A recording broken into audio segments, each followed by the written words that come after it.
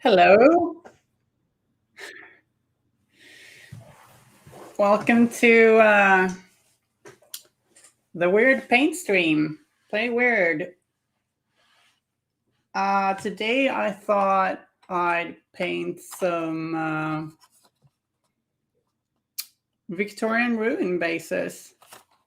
The Wyrdscapes line.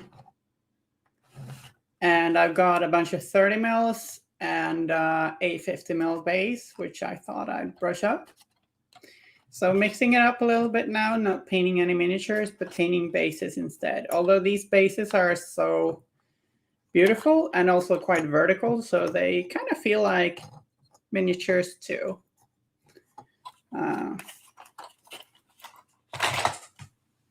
They're miniatures in their own right, pretty much. So got this 50 mil base, which looks like this ruined tower or tower base, which I really like. Really nice, like, so lovely background. And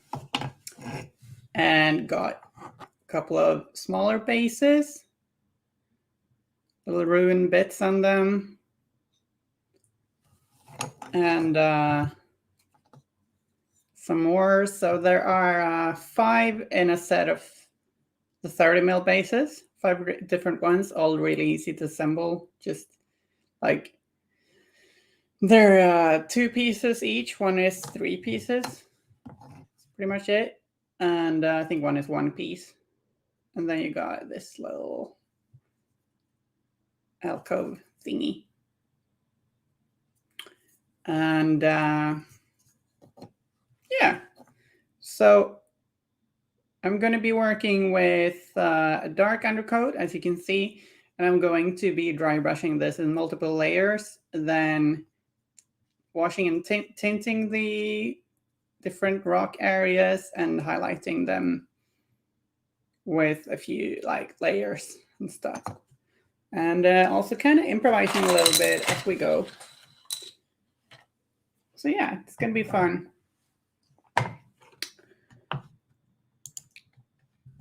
And I'm gonna start off by just dry brushing dark gray. I feel that's a good way to start it off. And just some iced coffee as usual. So yeah, let's start with thinking Corvus Black by Citadel, which is a very dark gray, or a light black, if you will. But yeah, dark gray is probably what you should call it. And actually, I think this might be a tiny bit dark. So yeah, I think we're going to want to lighten it up a little bit. Or are we? This is pretty good. Yeah, so I'm starting off with a heavy dry brush of Corvus Black, and it won't make all that much of a difference. You can start off brighter if you want to, but just doing this very quickly, this is going to cover almost everything, just not the deepest, not in the little crevices and recesses and all that stuff. So really quick. And the paint is not even that dry right now, because I wanted to cover pretty much everything. So it's what we'd call a heavy dry brush. We are going to go lighter and lighter, brighter and brighter.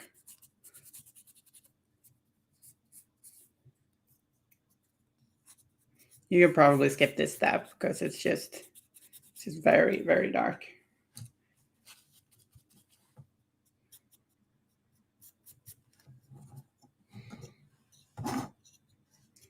But it's also pretty quick.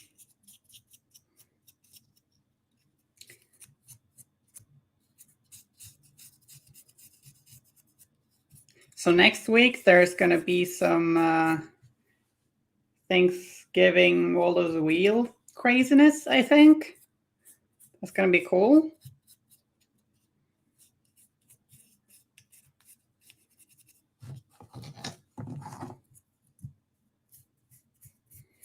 And also, of course, there's the Black Friday thing coming up.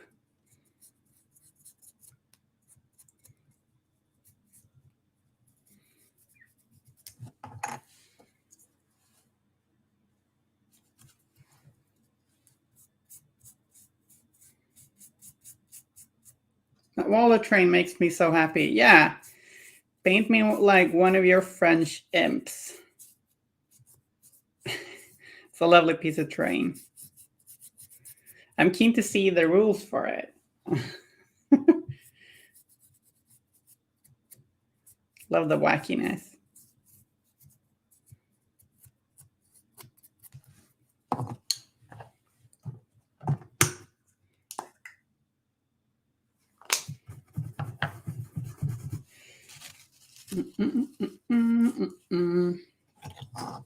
Stayed up painting miniatures for my commission gigs to 3 a.m. So if I feel a little bit more scatterbrained than usual, more easily confused perhaps, or just tired, that's the reason why.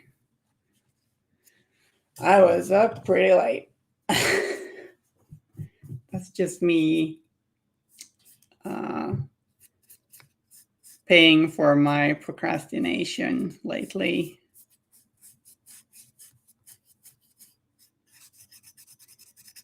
Sometimes I'm just not great with estimating time, but guess I'll get wiser as I get older.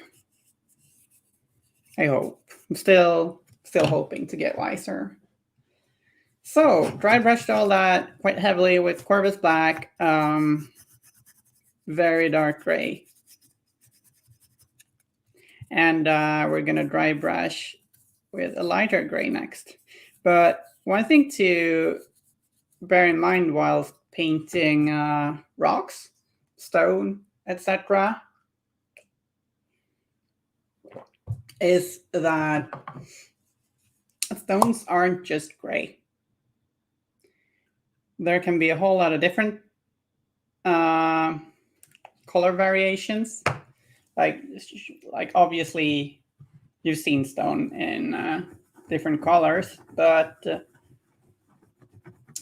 in each kind of like stone, rock piece, there might be color variations. Like there can be reds and greens and browns, and mix it up like that with dry brushes of different colors, and you can tint with glazes and washes, and that really makes for more interesting look.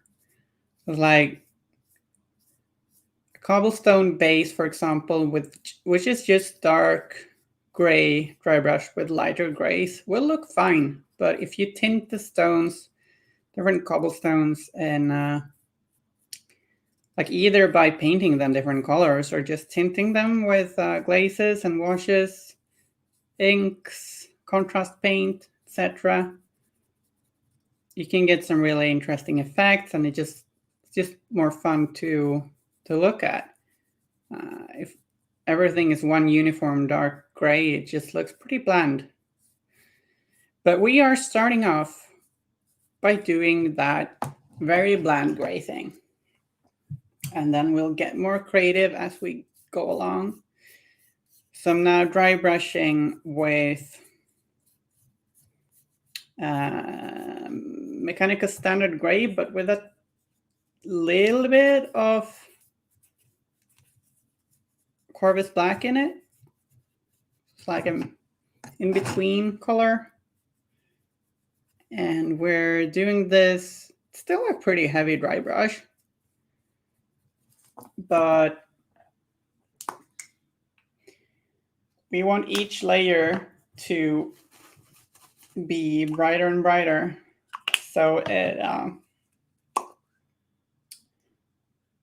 I also always want to leave a little bit of the last layer showing. And you don't have 100% control of that when you're dry brushing, but if you go lighter and lighter, like make sure there's less and less paint on the dry brush. And you should be able to do this pretty well. And when dry brushing, of course, don't use an expensive brush. I'm using a brush sold specifically for dry brushing. Like dry brushes, they they don't have the longest lifespans.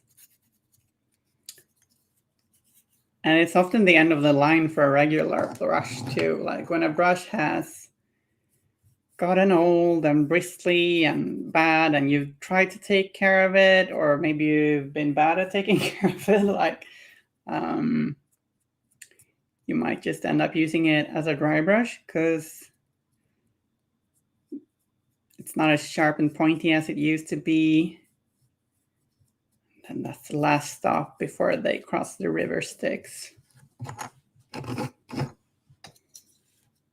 Let's all just send some love and appreciation to the dry brush. Heroes of the hobby.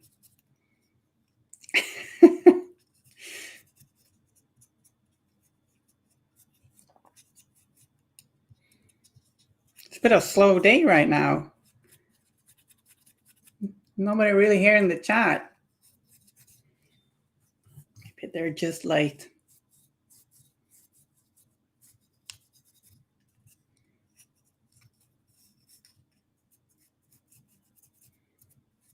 As always, if you arrive late in the stream, you can just look up the same stream on YouTube later if you want to catch something that you think you missed was done earlier. If you're curious about a certain step of the miniature painting process.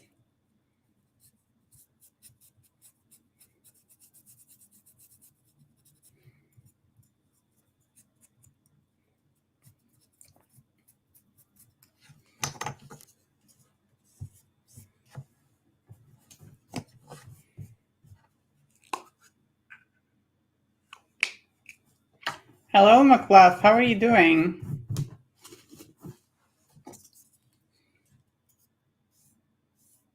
It's nice seeing you here. We're basically just painting bases today. Hey. That was a bad one, I'm sorry.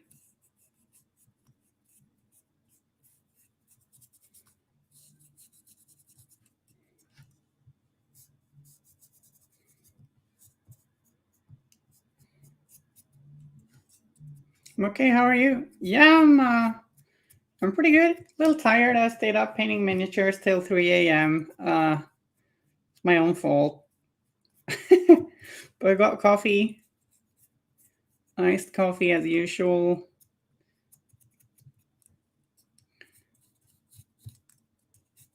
Weekend's coming up, so I hope you're more than okay soon.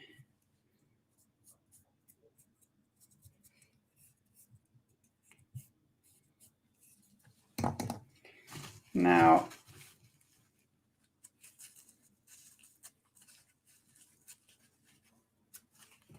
we'll go in later to paint some details, but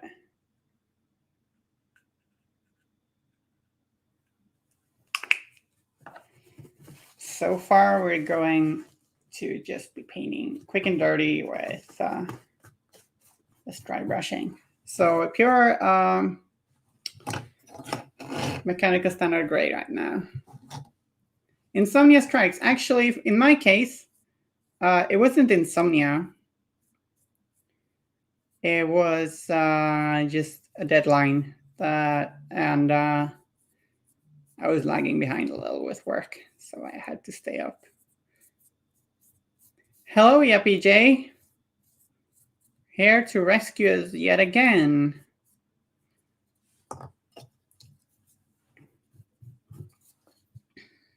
Did you bring coffee? We are painting the Victorian Wyrdscape Bases from Wyrd. And we're starting off by really basic gray dry brushing. If you want, you can do like an early layer of, say, a dark brown. But we're gonna tint these with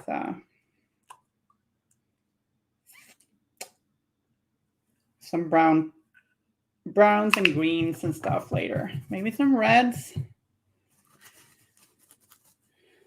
Do anything for me. That's very nice. Coffee cups filled to the brim. Cheers. Skål.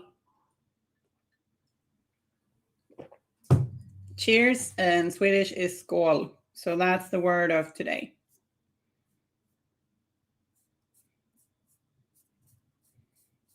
Today's Swedish lesson.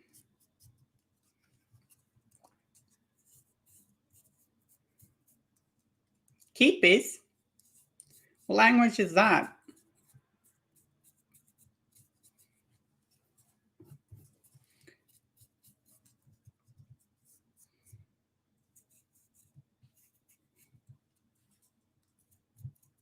Finnish.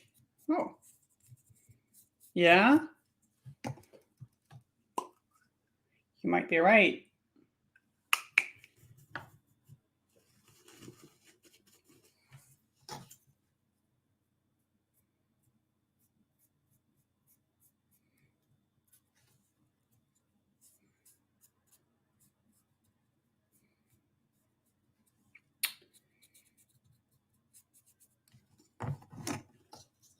Dry brush, dry brush, dry brush. There's something quite liberating about dry brushing.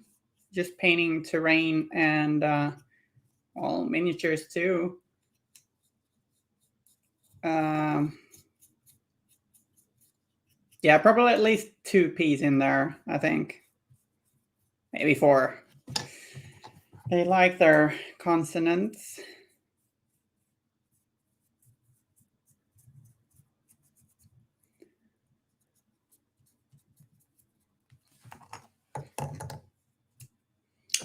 But we're not just gonna be dry brushing today. Okay, so I'm gonna bring out some Dawnstone. So we're going brighter and brighter. Secrets of terrain painting, dry brushing. Yeah. A whole lot of dry brushing. I like to make some like bright highlights with layers later, but I like to let the dry brushing do the heavy lifting. And one thing you can think of is that when you're painting these walls, with the lighter tones, I kind of like doing strokes from above, working downwards, which helps a little bit with the whole thing about, you know, a light source coming from above. Like usually the standard way of painting miniatures is that you imagine a light source above the miniature or above and in front, etc.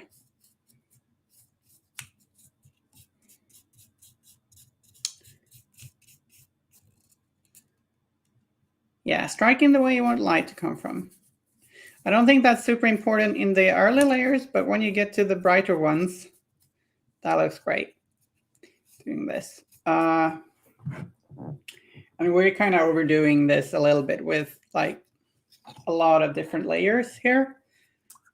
You can certainly get away with just like dark gray, light gray, and then done. But I want some extra care put into this. So doing progressively lighter layers. You can also, if you want to, you can do like colder tones first, and then the brighter you go, the warmer you go with the paints. It's also something you could do. Yeah, I agree. They look amazing. They're really nice bases.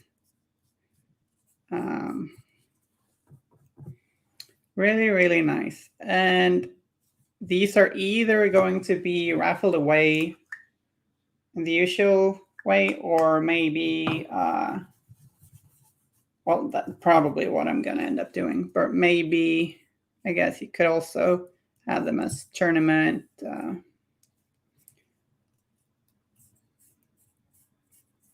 prizes. But we'll see. Haven't decided yet.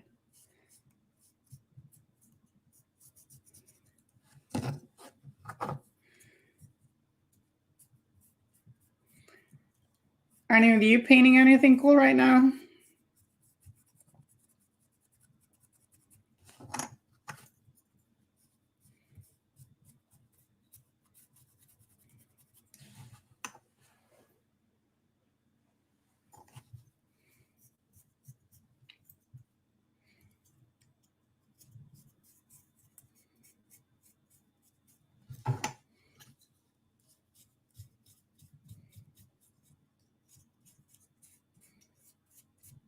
I think these bases would fit with a whole lot of different crews.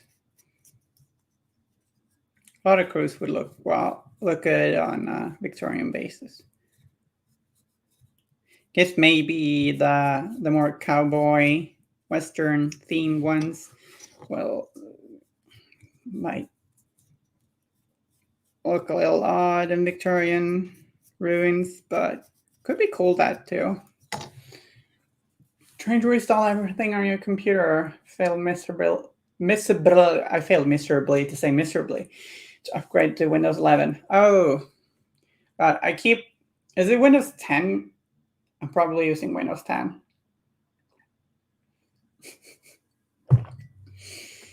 I don't really always pay attention. Okay, let's go to QR. I'm glad you know that. Yeah, you helped. Actually, we spoke about Windows when I got this computer. So yeah. Your PJ actually helped me with what components to buy when I got a new computer. which was really kind of him. Very appreciated. So it's certainly saved there. Though I did build it myself. It's really satisfying building a computer. First time I built one.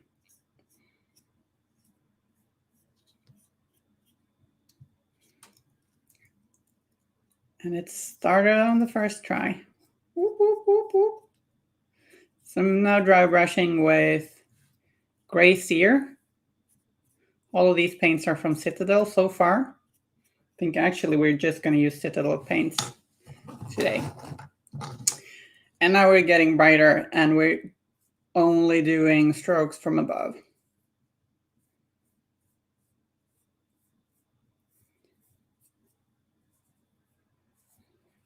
And it's going to be so fun to tint some of these rocks. We discussed back and forth. Yeah, you were very helpful.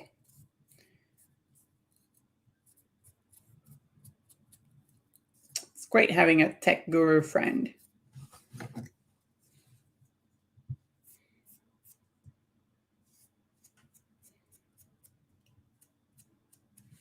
Next time we meet, you should give me that avatar Nicodem so I can paint it up as a thank you.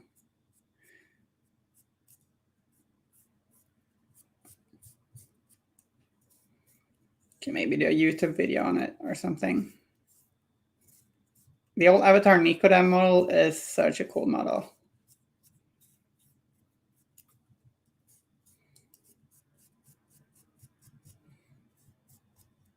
I'd love to paint it. So I had a lot of fun painting Nelly last stream. Such a characterful model. Is this in front of your KB? What's KB?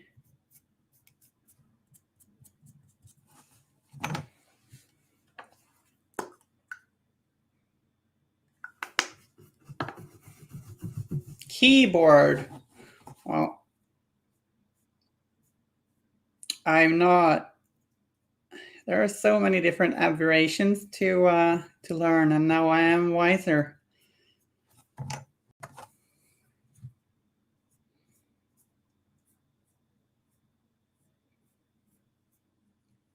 So this very light gray dry brush is also lighter. We don't really work the plastic as hard. Want everything to look, want everything to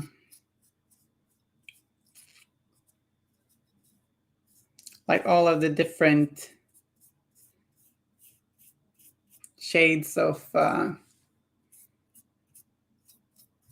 gray to show through. Thanks a lot, then. That's really nice to hear. How are you?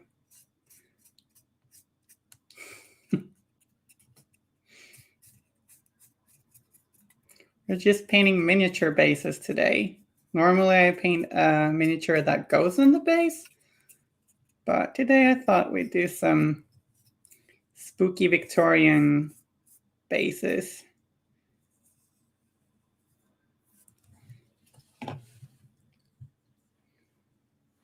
And it's probably as bright as we want to go right now.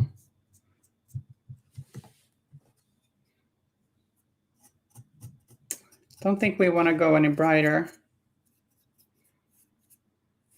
If you want to do this quickly, we could actually just paint those roots with dried bark, contrast paint. I think we're going to go ahead and do that.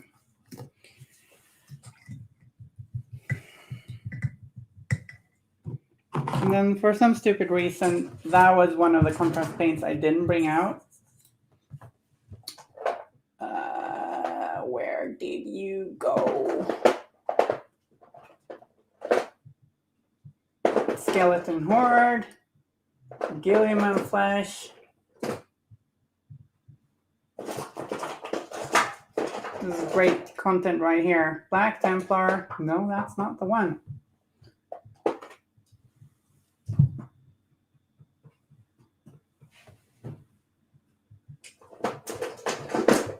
The tricky thing with these contrast paints is that they're a little expensive, so filling up a good selection of them is it's not super cheap. So I mostly got brown paints, but that makes it tricky to find the right one when you got a ton of brown paints. Thanks a lot. That's totally fine.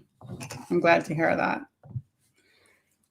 Sweet of you. So yeah, these contrast paints are kind of like a heavy wash, but they cover more. Like a wash and ink will go mainly into the recesses. They'll, like the depths, the crevices, they'll tint the area slightly.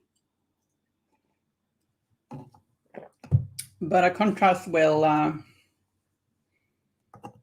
also cover more, will tint the area much more heavily. So it's kind of mid-tone and shadows in one.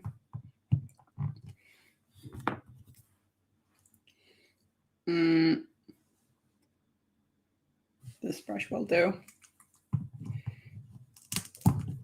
Washes and inks and contrast paint are not, they're easy to get too far up in the brush. So it might be a good idea to not use your most expensive or beloved brush for this. Since paint getting up into the bristles will shorten the lifespan of your brush severely. Got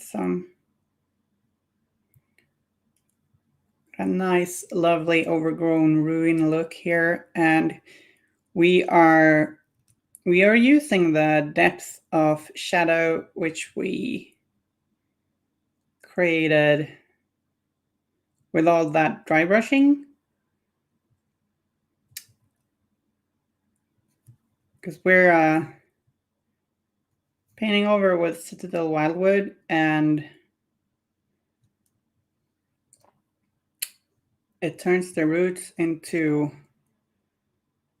a pretty desaturated brown.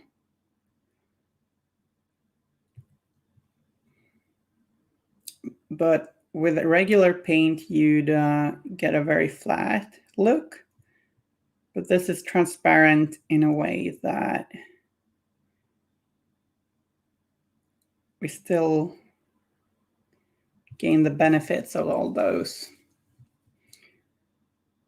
lights and shadows we build up from all the dry brushing.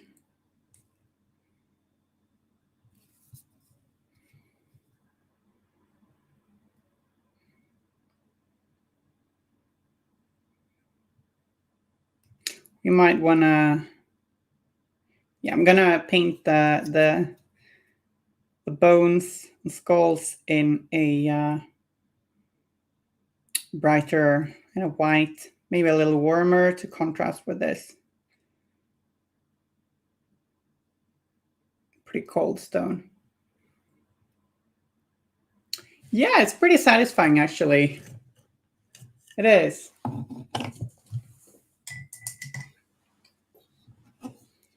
This is kind of like painting by numbers or not, but like a coloring book.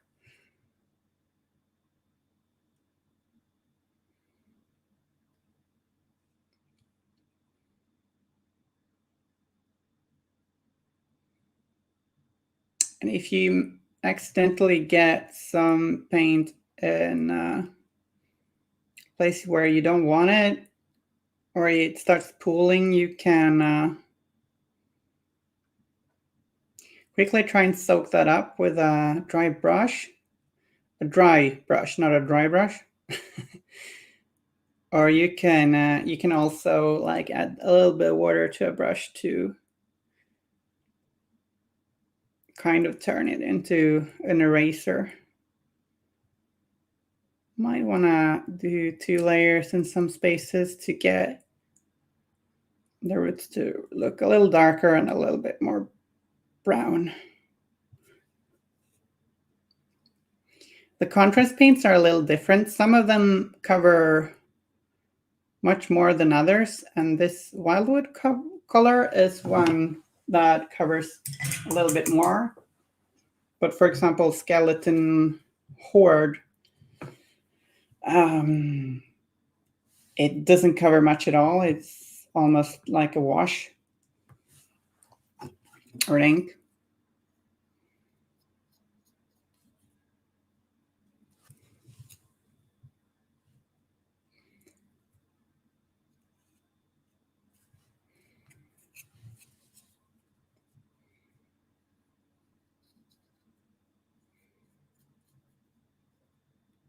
When we're done painting these roots and stuff, we'll go into tinting the stone, I think.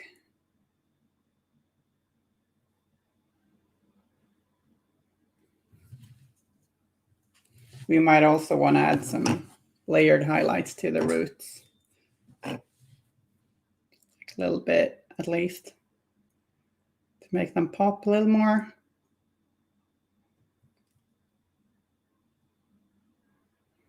And when I say pop, I mean that to make them stand out a bit more.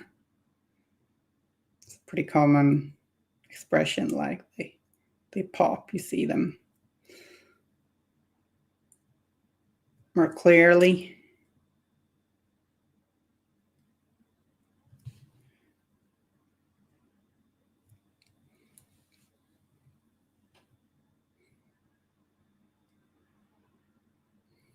I think actually I'm just going to paint this whole area with wildwood in between the rocks to make it a little bit, make it look more brown.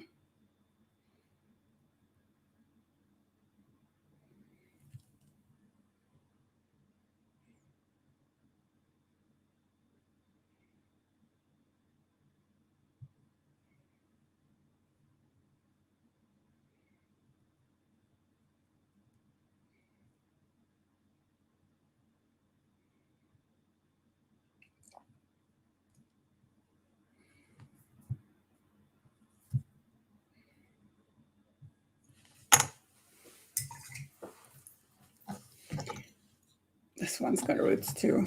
These ones do not. Okay.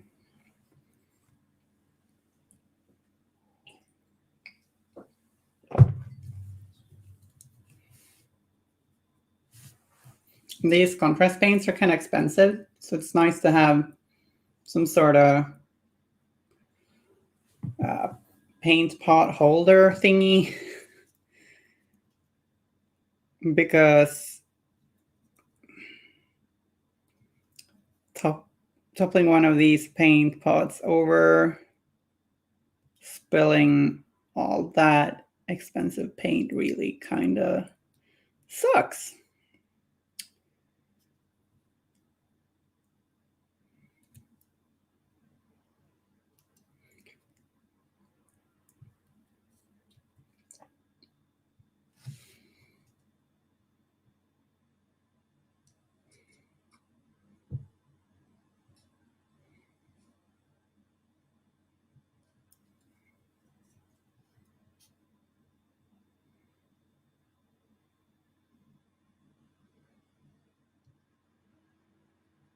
Just gonna finish up the last roots, vines, thingies.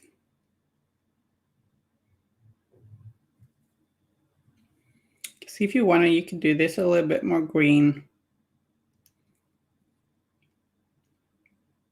If you want a more alive, verdant look for your ruins.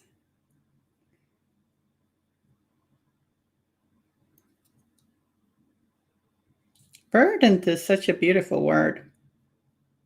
There are so many more words to describe things in the English language than in the Swedish one.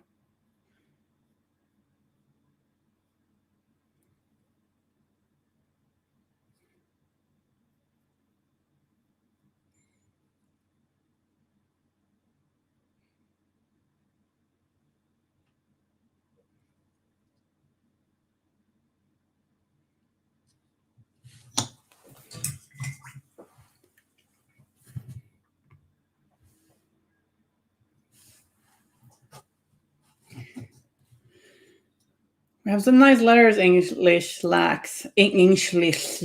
I can't even speak properly today. Who am I kidding? I can never speak properly. We do. We have 3 letters that are not in the English language. Or actually, to be fair, we just added some dots to them. So it's not that impressive. But yeah, we got O, A, and Ö. Those are separate letters in Swedish. Just A's and an O with dots on top.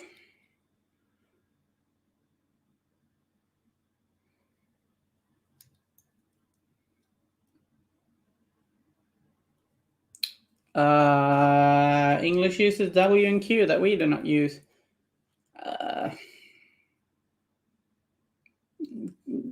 Kinda true. We use Q in words like IQ.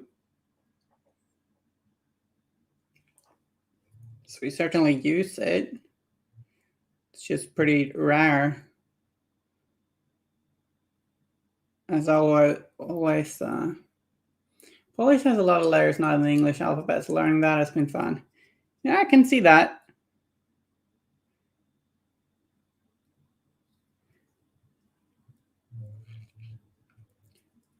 No regular words? I'd say IQ is a pretty regular word, though.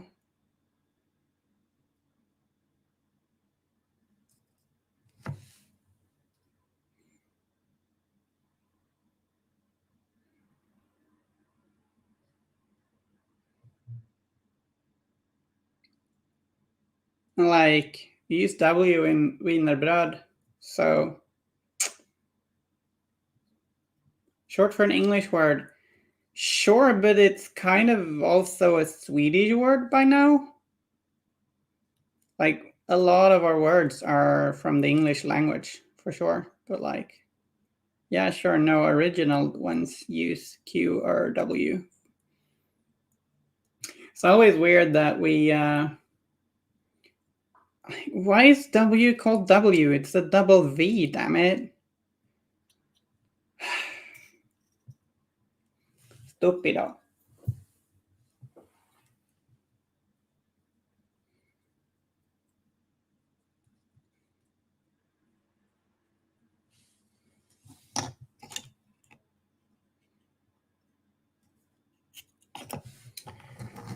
Kiduki.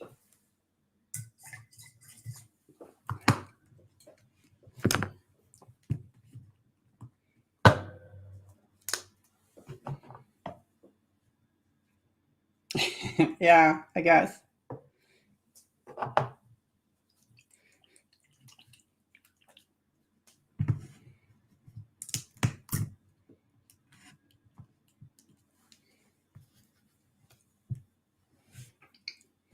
Okay, so I'm gonna bring out some Agros Dunes. It's the name of this paint, and I'm thinking that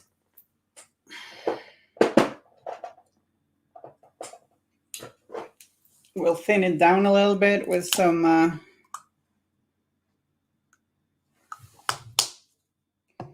I'm using contrast medium right now, but it's basically kind of like a glaze medium.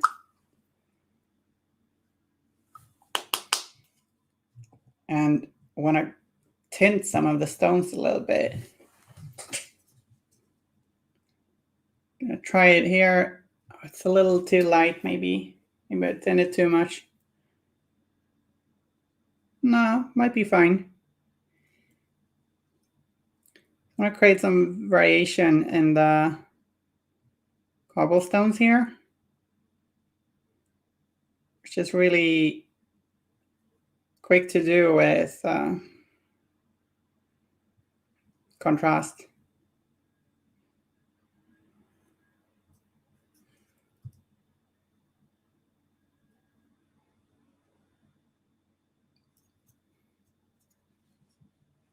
I'm also going to just paint it in some areas to create a little bit of variation.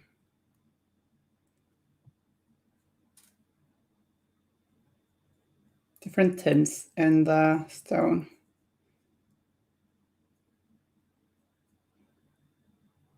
If you want a cartoonier feel, you can do this more strongly. If you want a realistic feel, you might want to do it a little bit more subdued.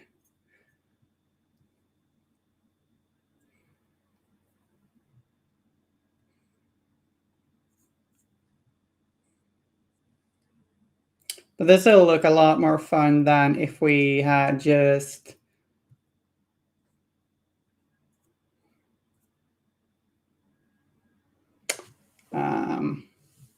had gray stone.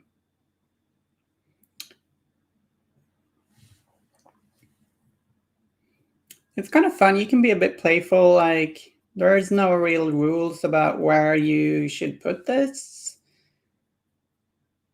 So just type it on in some random places.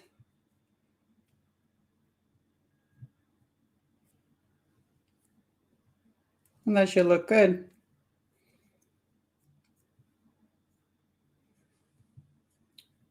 If you change your mind later and think, like, if you think it's too little, you can always add more.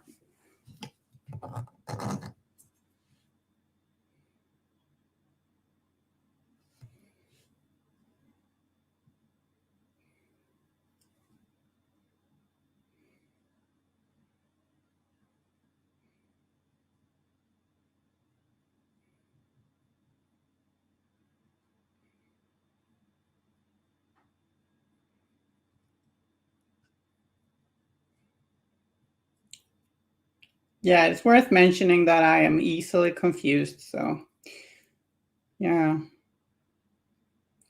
W is just silly. It's a double V, damn it.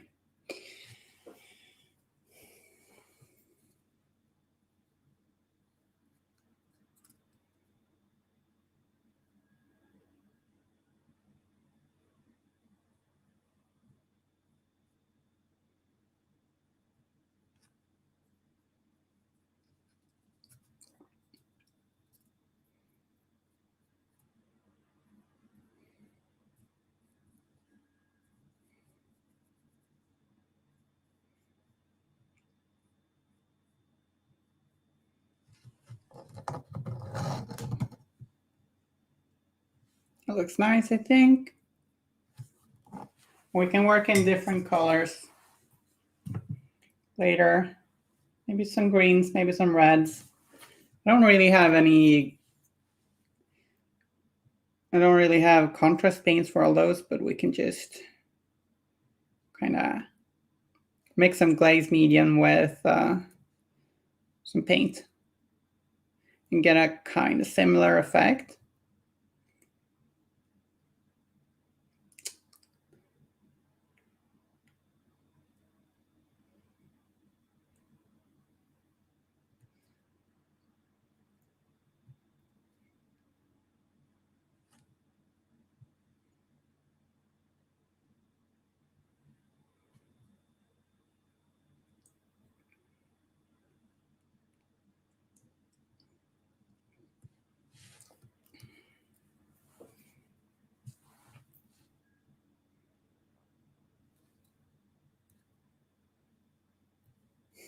Right, this is a stone wall where the same stone is on both sides, so it's like not double layered. So I'm gonna take care to make sure that every stone is the same color to make it look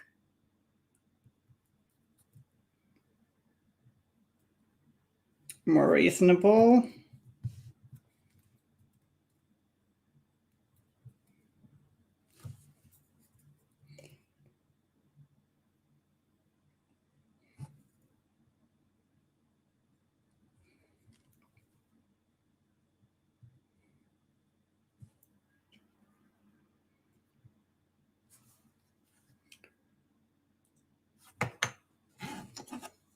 And the next base, right? We did a bunch of.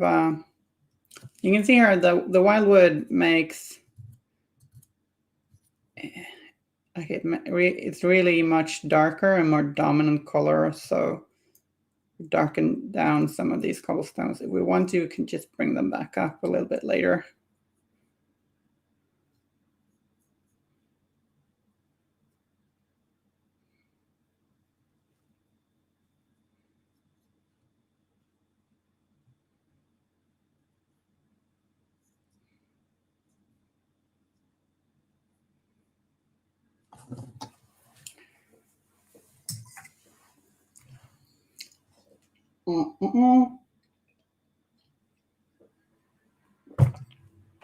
And some coffee. I know some crazy people have been painting with coffee. I don't know if that's something you should do or not. Sounds fun though. Although I'm always a little reluctant to put organic materials in a base. If you want to use like leaf scatter, you can use birch seeds they look like pretty good autumn leaves. So if you paint or varnish them, that's fine. They will not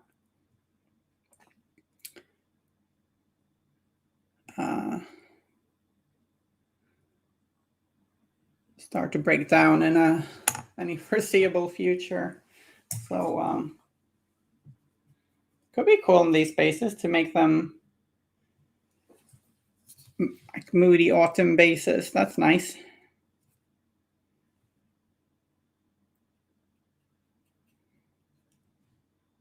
Who doesn't like a good autumn theme?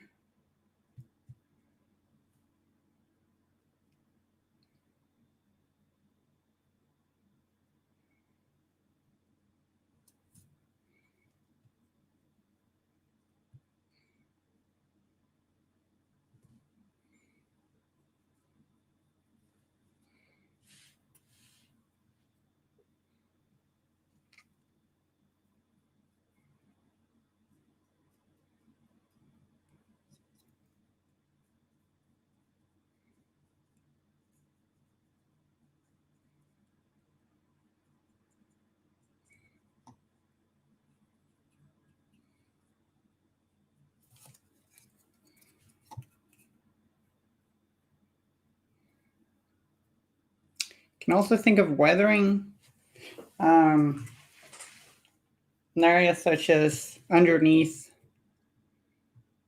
the window.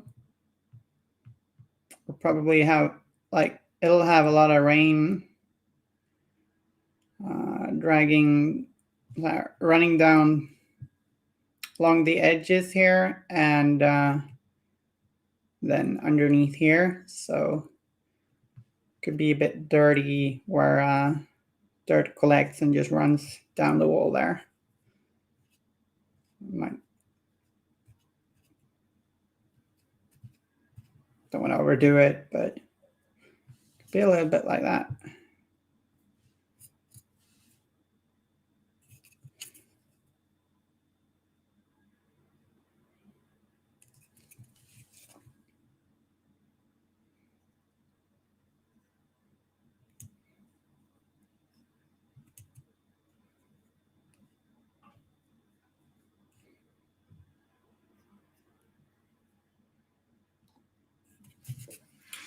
So there we got some sepia tones in there.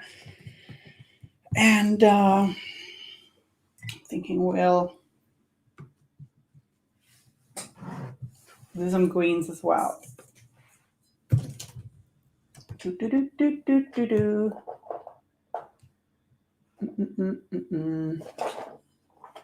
Hey, where'd that green paint go?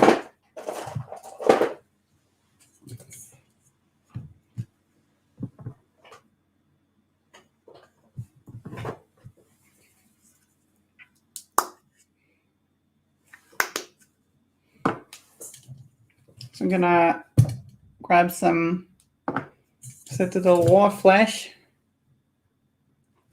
which is a kind of mossy green paint, and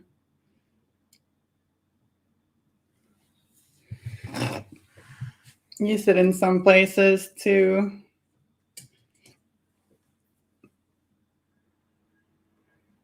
suggest a little bit of moss, or what's it called?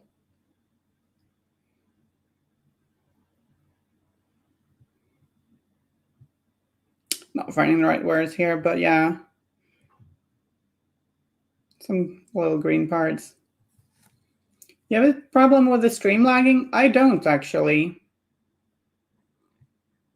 Although I have the sound turned off, but visually I don't get any lag right now.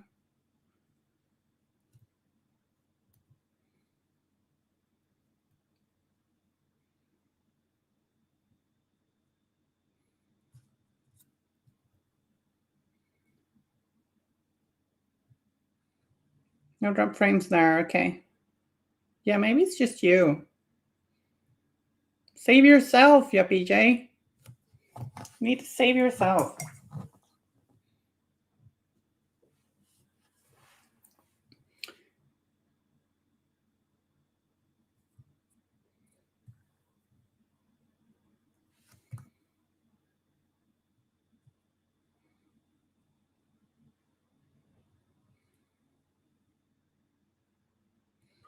Might be. Maybe it's doing something in the background, downloading some stuff. Who knows?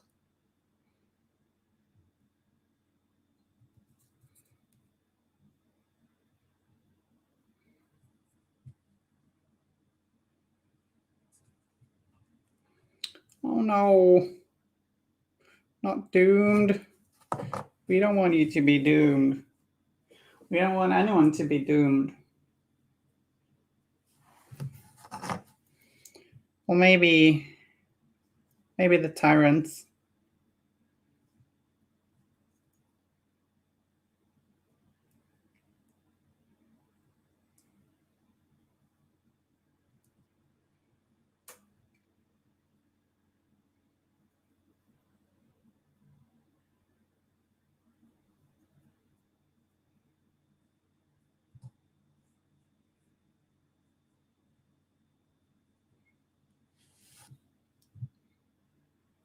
Yeah, that makes sense. It's probably it. Just working away, tinting some areas with green, sometimes overlapping with the sepia tones, sometimes just beside them.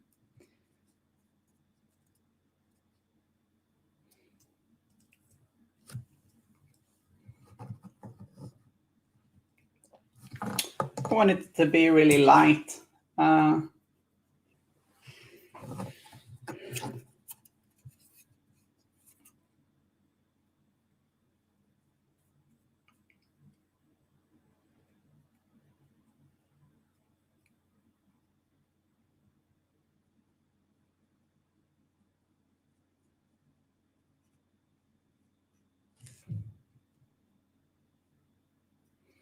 Just want to suggest some mold, fungus, moss, lichen, and stuff.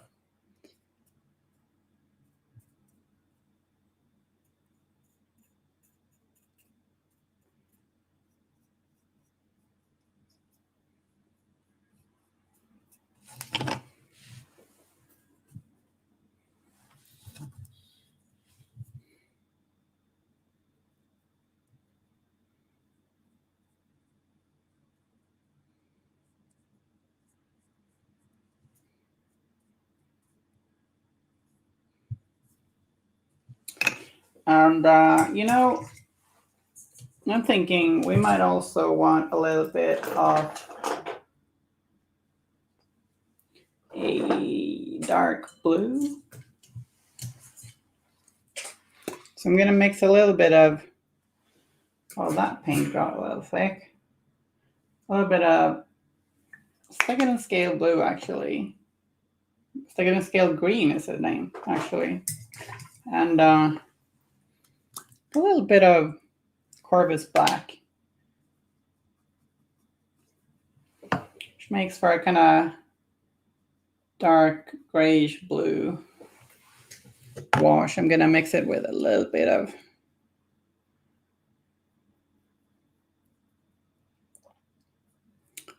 water and, or quite a lot of water, actually. Just paint this in areas that should be in shadow, so we'll make them look a little colder.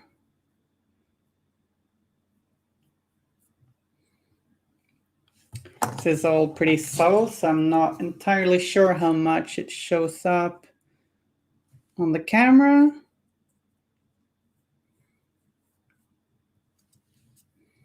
I want the lower parts to be a little colder in hue.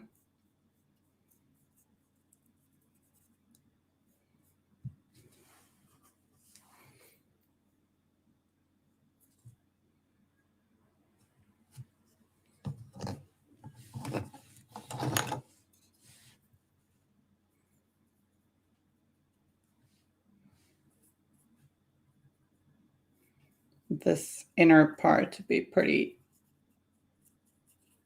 bluish and cold.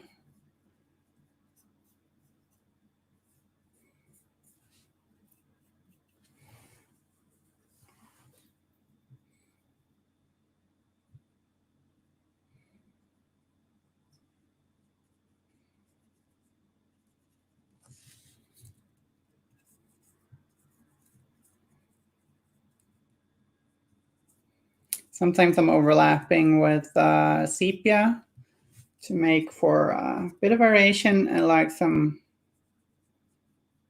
yeah, some pretty like realistic looking variation in the stone. The masonry.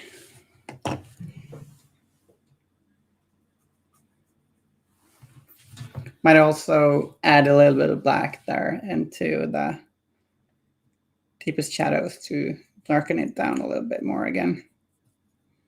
Just really taking the time and having fun with these. There's a lot you can do with just tinting a dry brushed texture.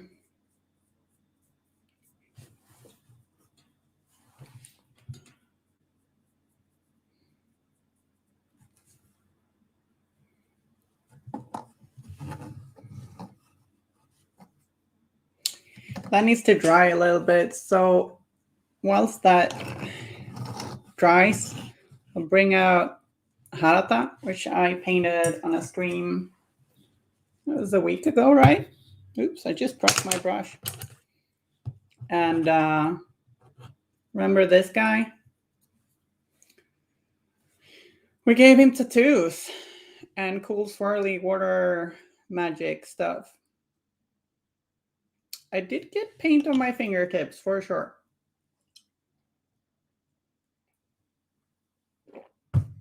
Wow, we're not many people at all today.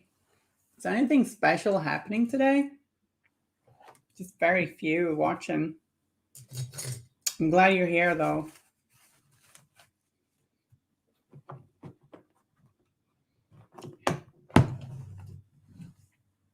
Maybe bases don't feel like the most exciting thing. I don't know.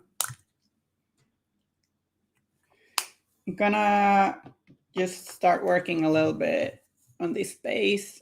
It's gonna rely on a lot of water effects. Maybe you scare them off, but I don't think that's it. But if you like to think you did, then sure. Like, there's gonna be water effects on top of this, but I want I'm going to experiment a little. I want some texture showing beneath.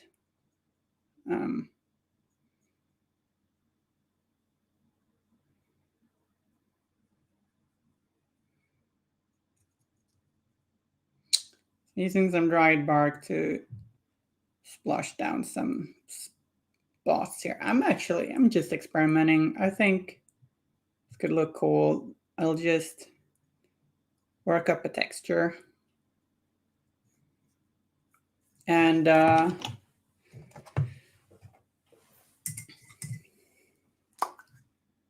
base coat the sand here with some Rhinox hide.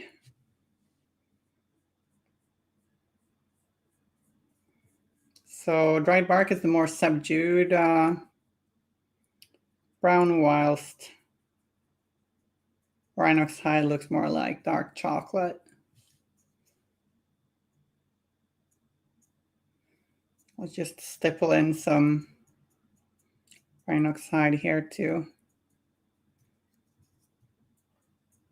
There'll be water effects tinted with blue over this, so this won't all be super noticeable, but like I love playing with the transparency of water effects, so I want it to look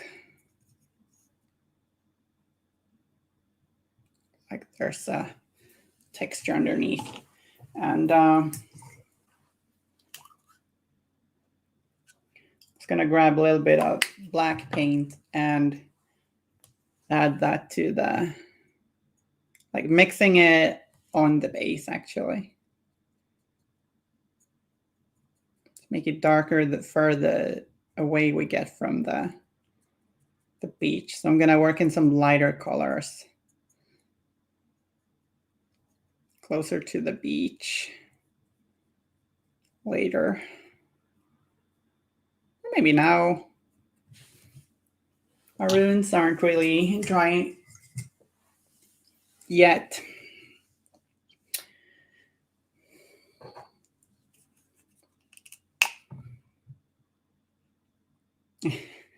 Tuesday, I mentioned I have this make your own kind of music song, and it's still playing in my head. Just stuck there. Could be worse. I mean, it's not a song I choose to listen to, but sure, fine. Fine, I guess.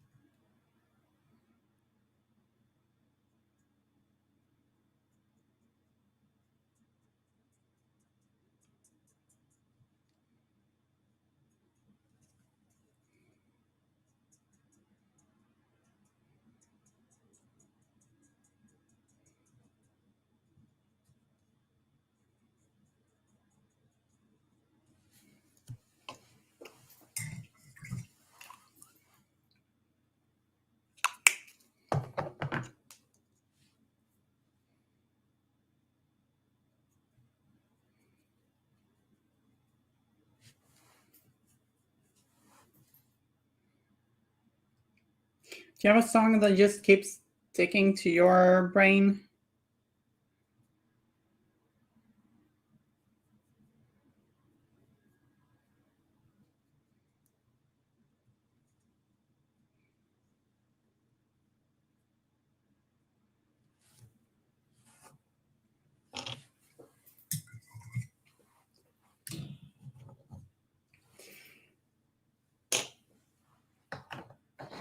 That's it for Harata's cameo. I'm going to bring out a little bit of Corvus Black, mix it with a tiny bit of black paint, and I want to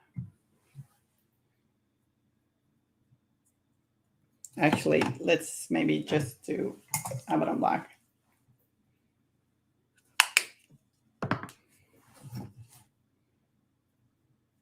Come on. Spooky one today. Refuse to tell you which one. It's not a Monster Mash. If you mentioned spooky. But yeah, you don't have to tell.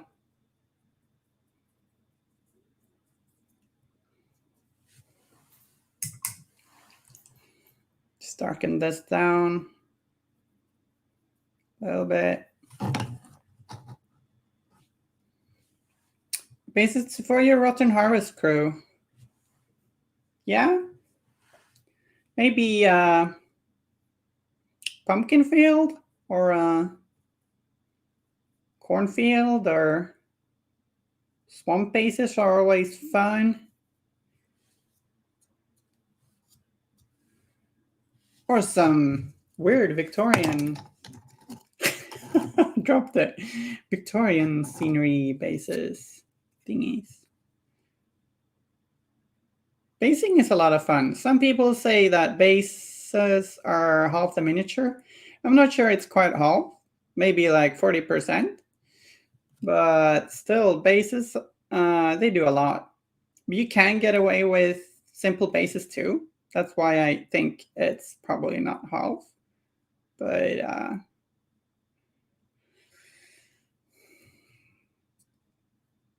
they're important.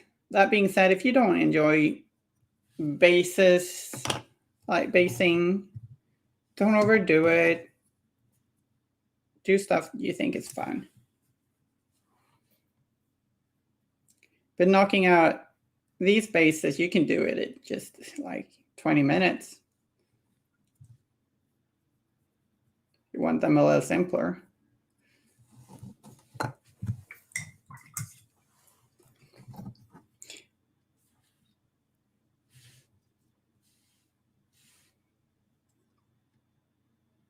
Do you want to add some reds to some parts? Yeah, maybe we do.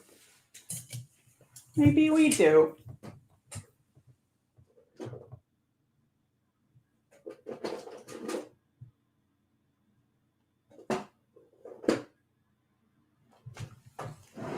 Grabbing some Reaper Deep Red.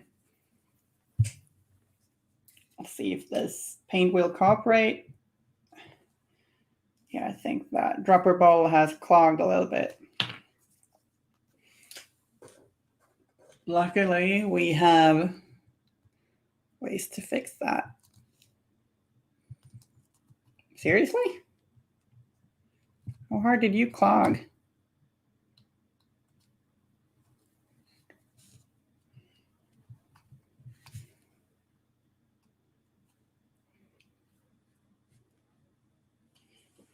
Okay.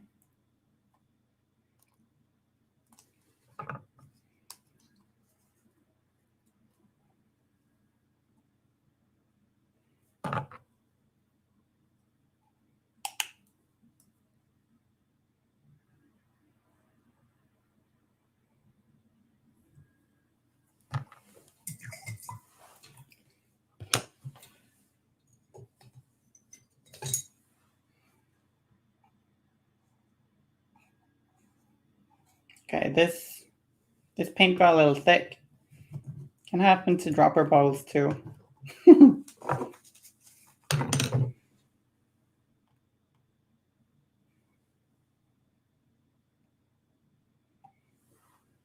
Happens to the best of us.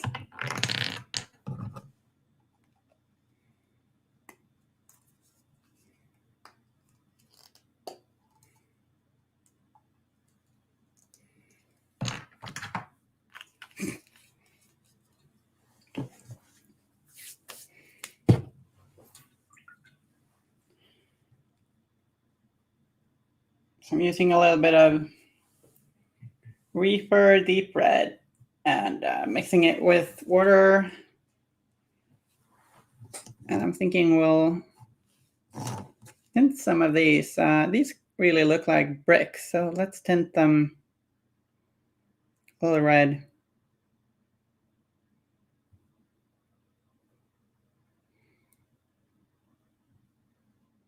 Might want to do this in 2 layers, maybe.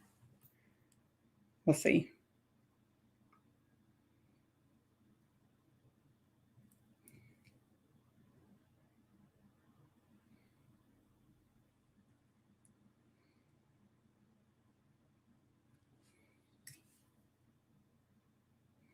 Just tinting a little stone here and there with a tiny bit of red.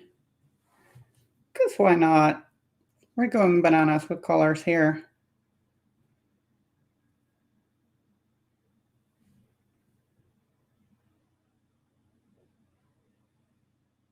But I'm not doing as much as with the other colors.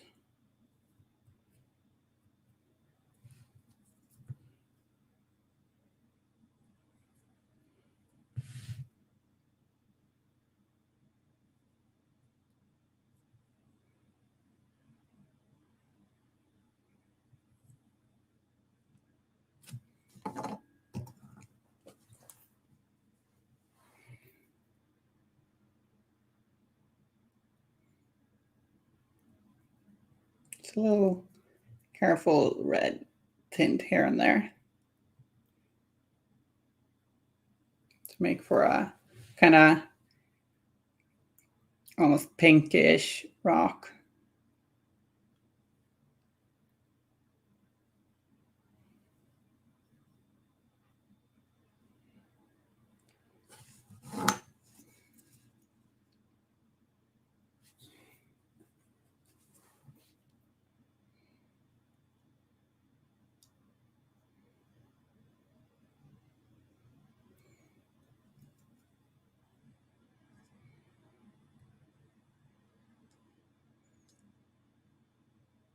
An old 70s song, huh?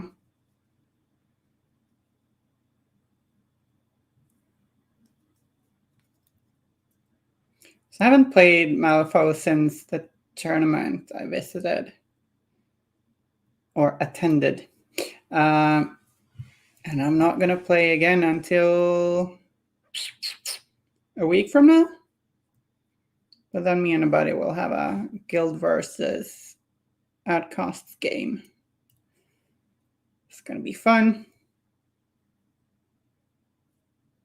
Getting back into it.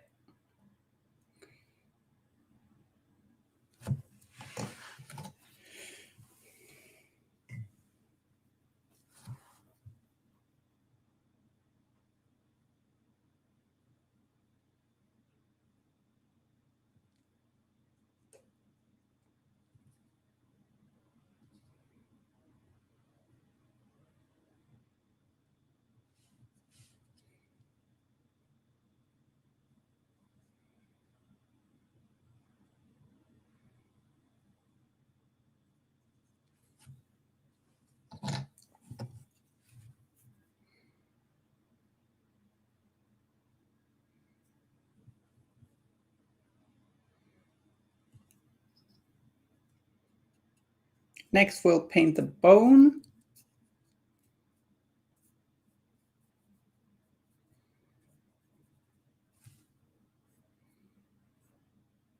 Which I think I said I'd paint earlier, but we just got sidetracked with more different colors.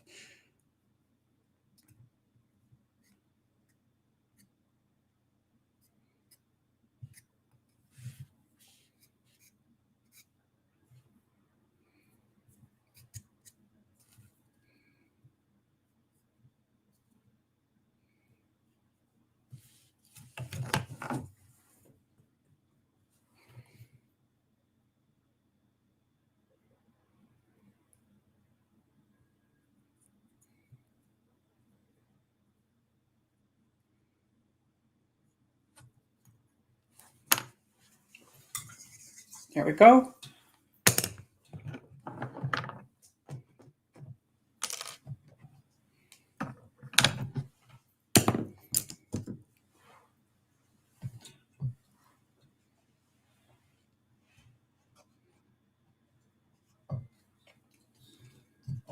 Now I'm gonna paint the bone Wyrdscapes Flesh, which might sound a little counterintuitive, but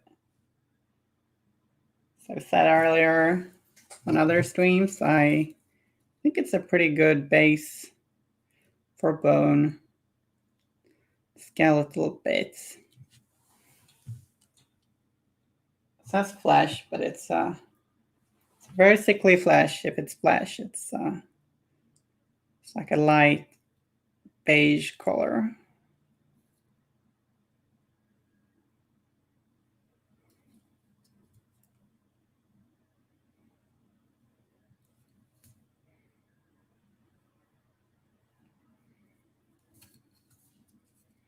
So we're picking out these skulls in Wyrdscapes Flesh, and then we're gonna wash them,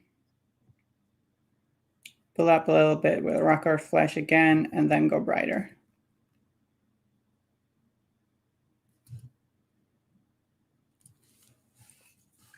Don't think there was any bone on any of the other bases.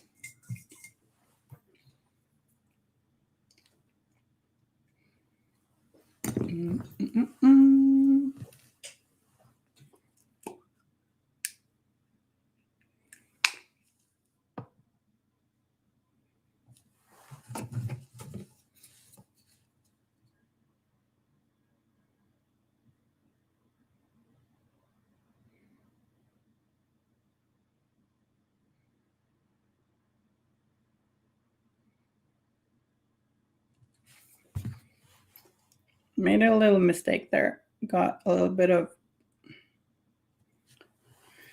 Wyrdscapes Flesh on some of the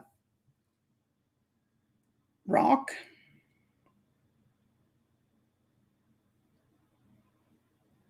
But we erased that with some water on a clean brush.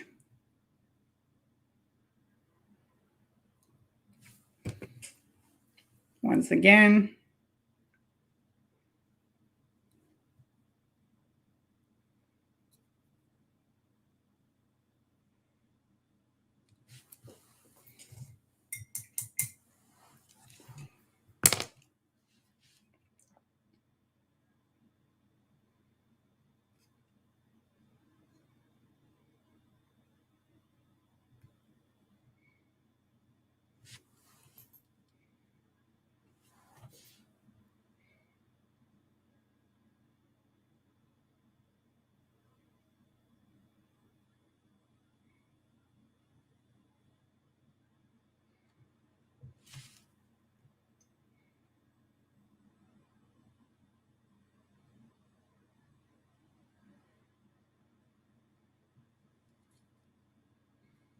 there we go.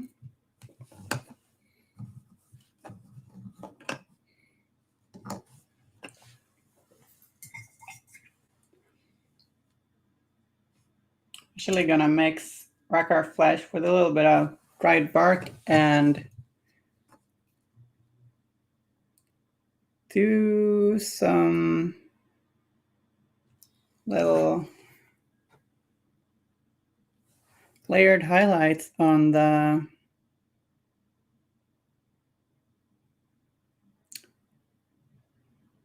this dried vegetation.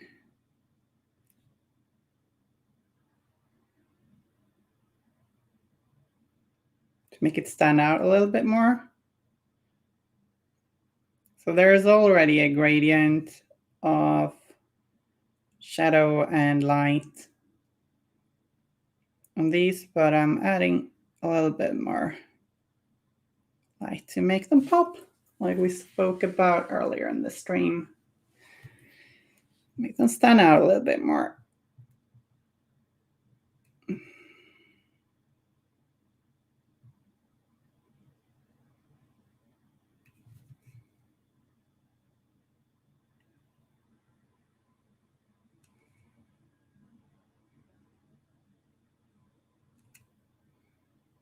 Wyrdscapes Flesh is just a very flexible paint. Just very nice to mix into browns for highlights, I think. if you want to kind of drab parents.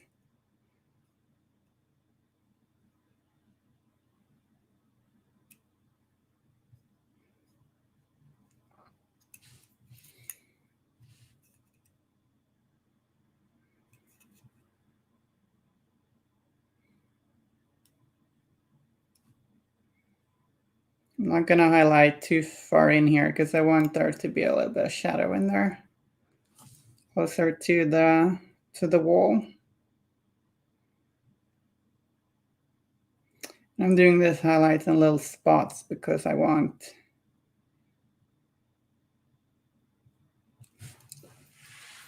them to still read as brown. If we ever do it, that'll look more cocky than brown.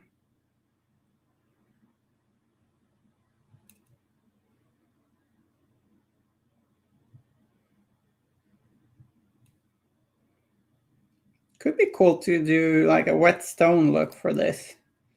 It's been raining. I'm pretty sure that it's raining a lot in Malifaux, you know?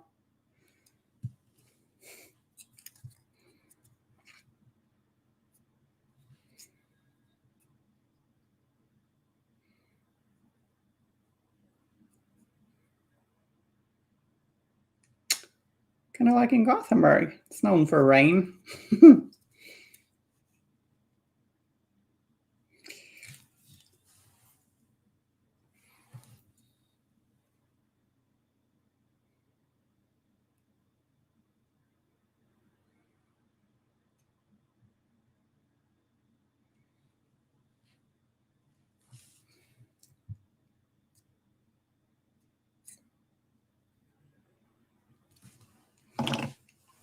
There we go.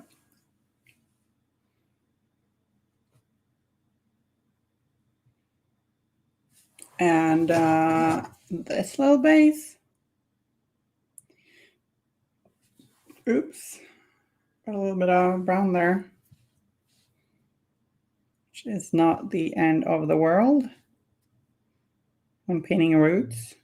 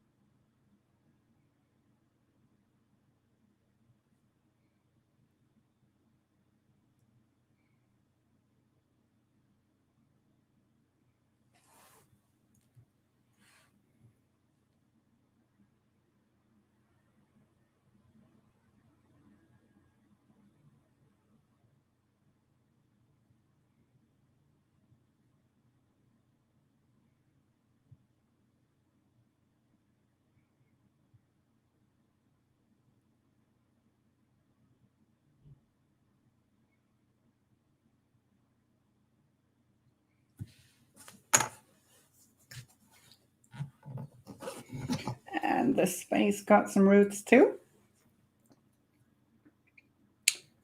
Root and toot and base.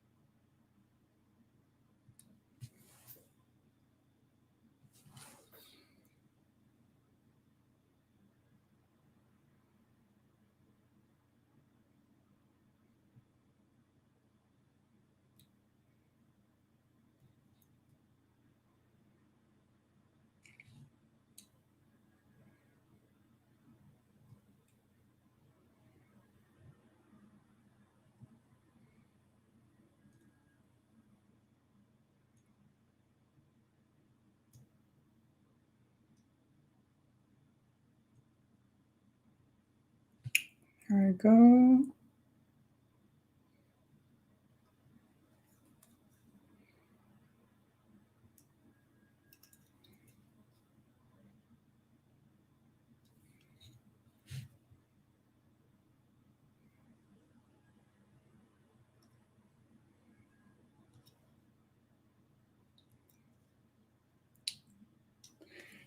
there.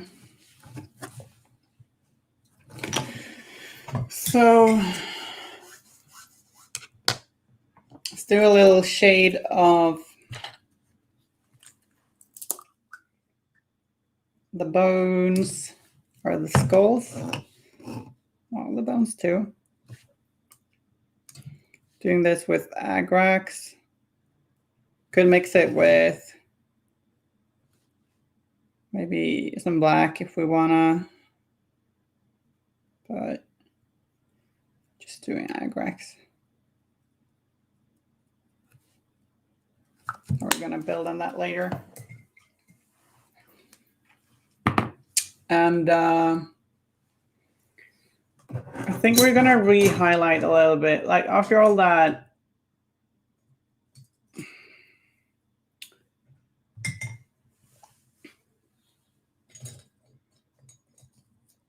tinting with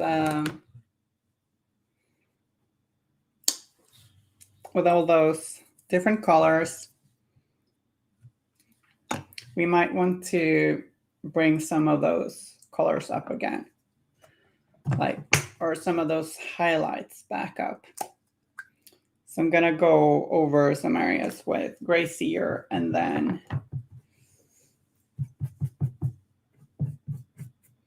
see how I feel about that.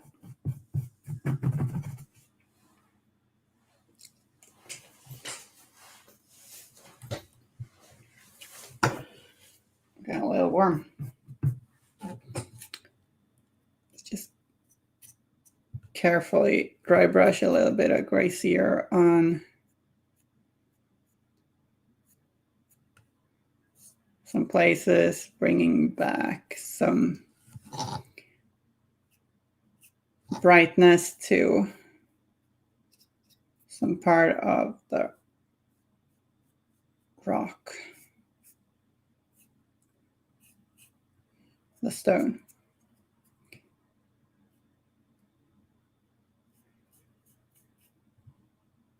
Also kind of helps bring different colors together a little bit more.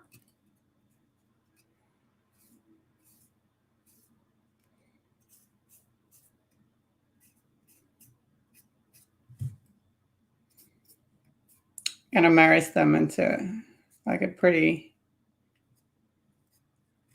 beautiful stone variation that I'm not, like color variation that I'm not entirely sure that the camera does justice to, but we'll snap pictures of them later. But you can see some color variation there. A little stronger IRL. Looks pretty realistic in my opinion, to have all these different colors working together, but also not just realistic, it looks more interesting than if we'd just done a gray dry brush and nothing else. And at a quick glance, that might look almost like we just did a quick dry brush of gray, but if you really, it's going to be quite apparent that there's more to it than that.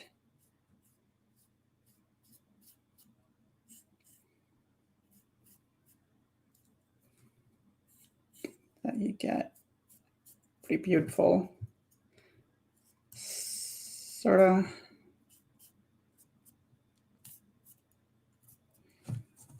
stone variation.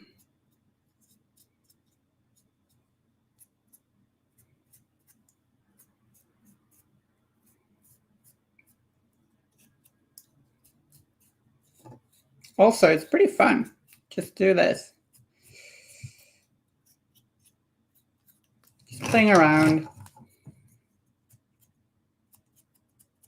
You can do very similar things when you're if you're painting like bark. If you're doing,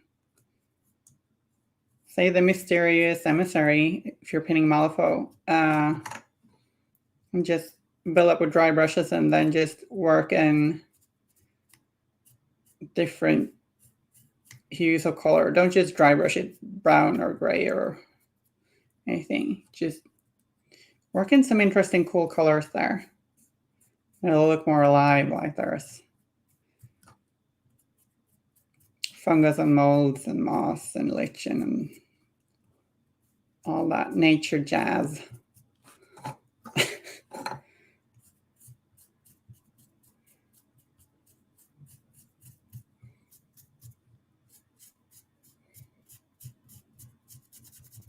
But yeah, this last dry brush kind of brings some of them together.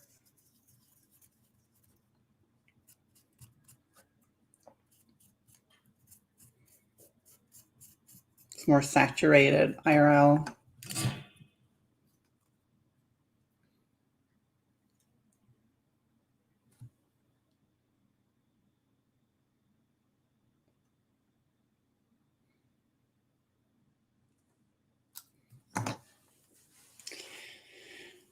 And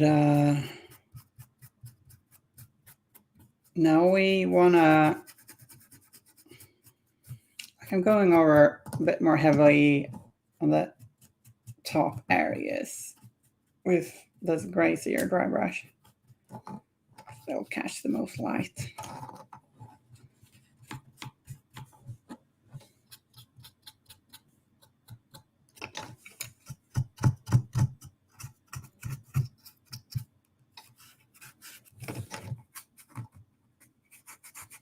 Also kind of like it when there's like the edge here is a little brighter.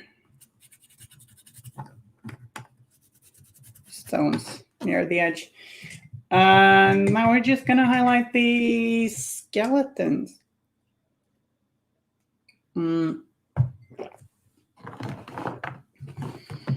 So, as I said earlier, I'm gonna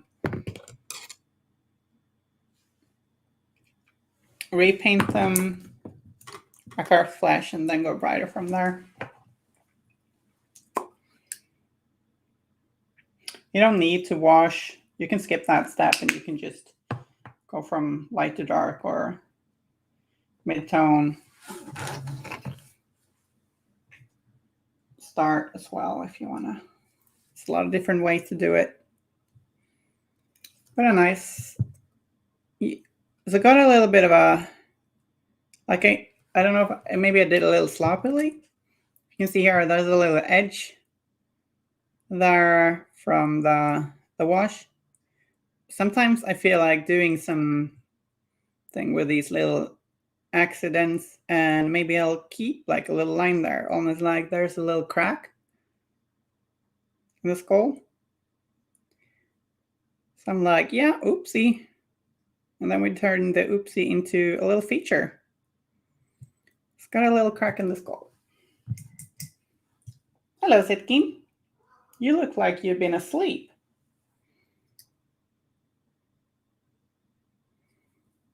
Cat just came into the room, blinking sleep from her eyes. You say that? Blinking sleep from your eyes? I don't know. I said it.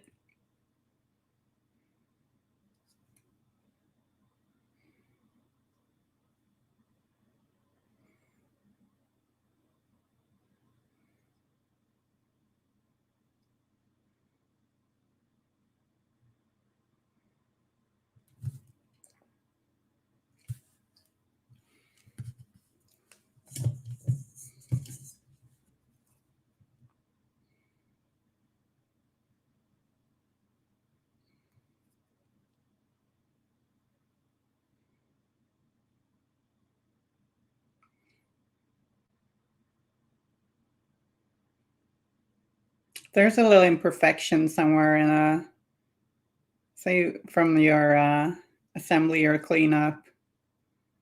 Often I just tend to turn that little imperfection into a scratch or a scar or something.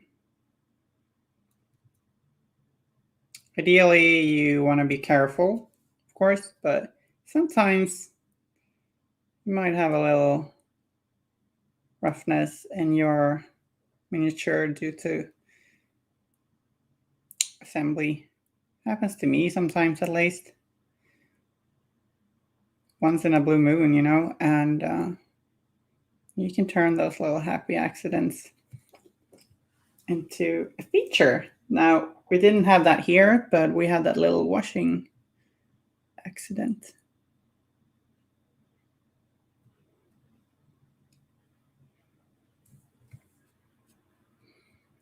I'm picking out some of the edges, these stones with some Wyrdscapes Flesh, and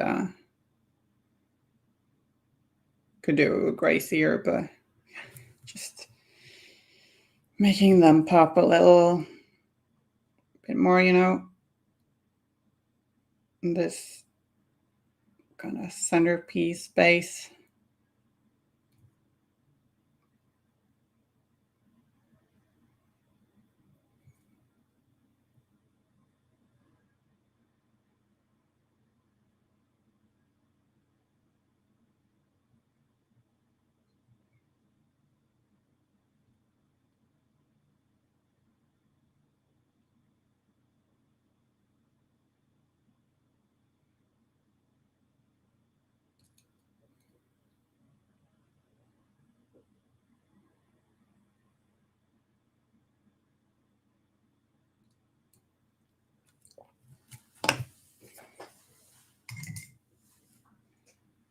And then let's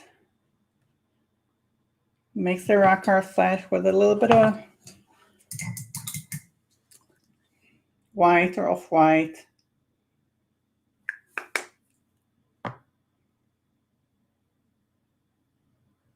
To work up a brighter color for that, for the skulls.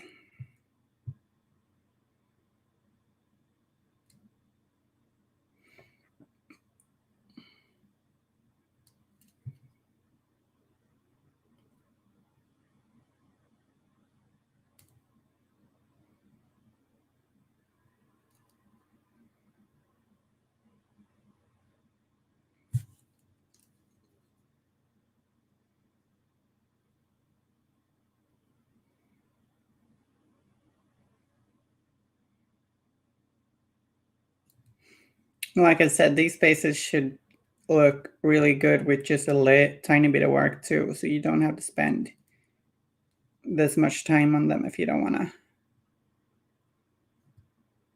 Just thought it would be really nice to do some to really dig into these bases and show you some stuff you can do with pinning stone and roots and stuff. So I'm highlighting the digits of the fingers.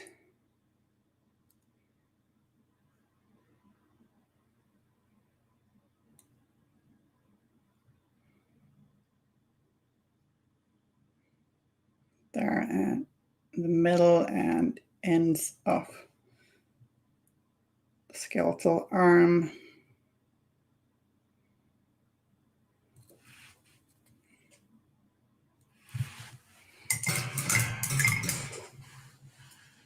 Hi, Varric. Nice to see you here. Which crew are they for? I don't know. I just felt like doing bases. There might be for a Dreamer crew. But Wyrd sent me these really cool Victorian bases in batch of models to paint, and just felt like painting them. We worked a whole lot with tinting the stone, and it's not super apparent unless you look closely in the camera. Like, it's a little bit more saturated IRL, but we got lots of different hues in the stone. Got some greens and reds and sepia in there.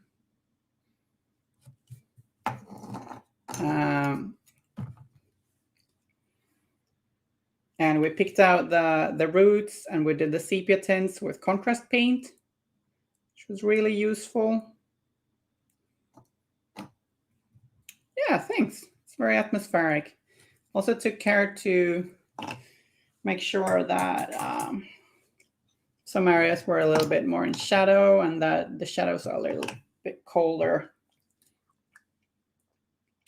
We can also, I'm thinking we'll add a little bit of like some tufts, etc. later. And I can show you some how you can really enhance the bases even further with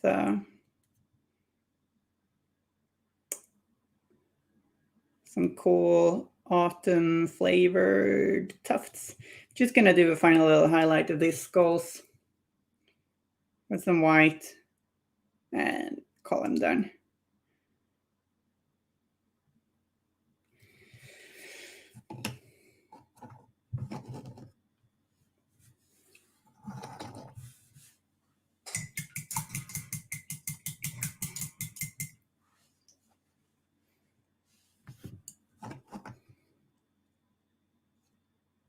So yeah, we can also, if we wanna, just pick out some little key areas with some off-white here. Making them pop, but we a little bit more. What do you have in your paint table, Viruk?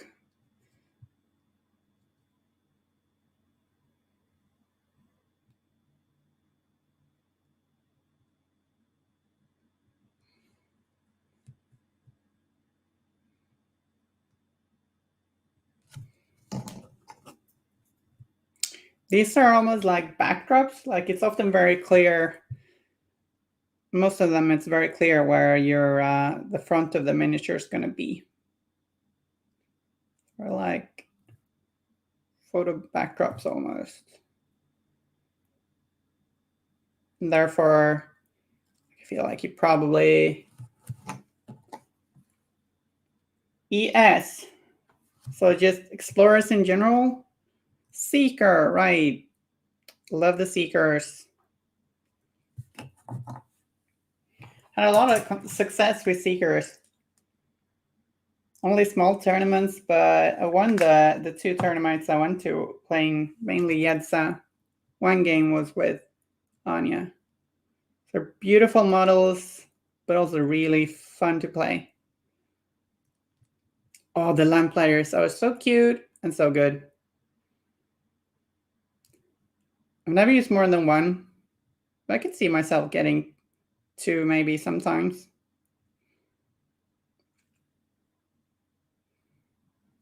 They're very good.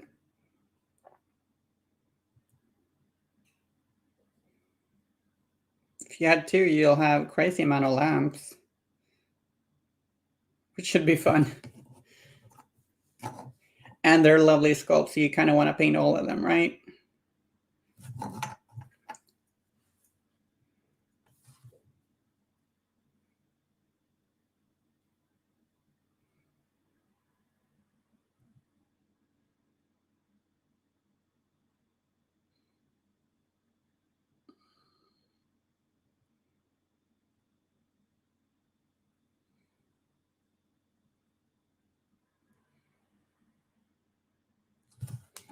Just picking out little dots here and there where I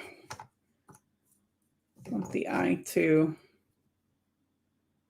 focus, kind of little focal points at the base.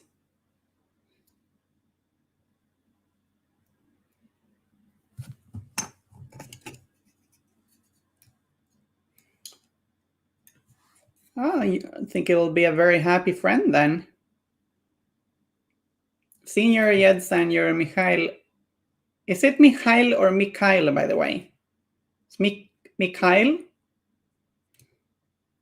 And they all look really good. So, love them.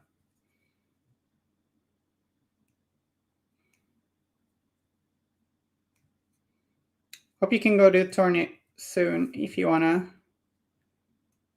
I've been 2 in Sweden now, which was a lot of fun. Finally getting back into it.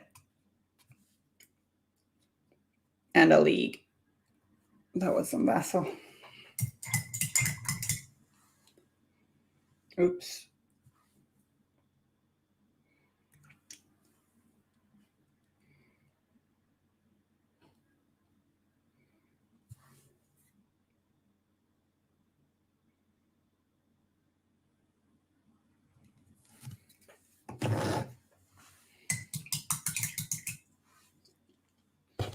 Okay, so I'm gonna bring out some cool basing materials.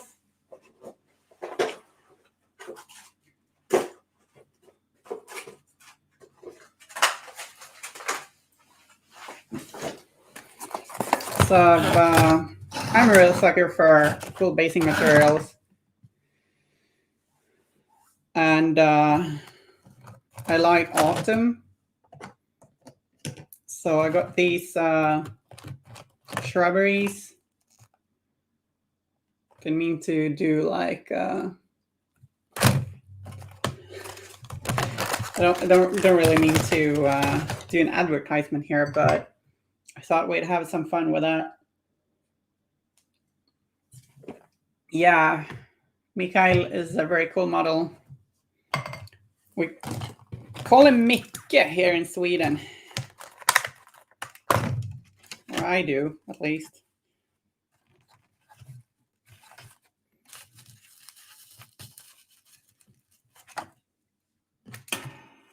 You can just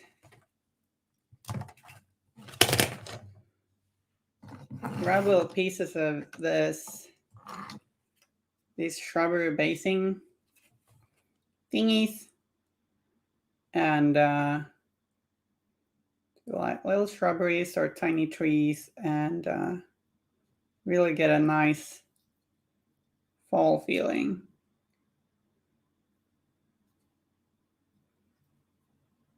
Maybe.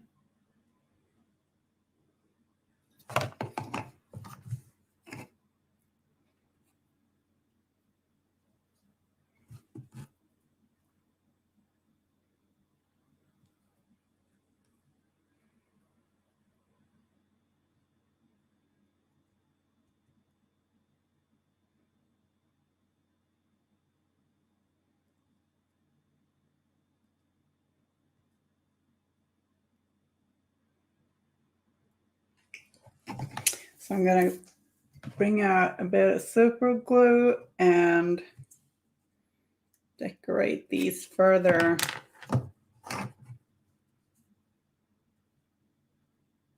Thinking maybe there.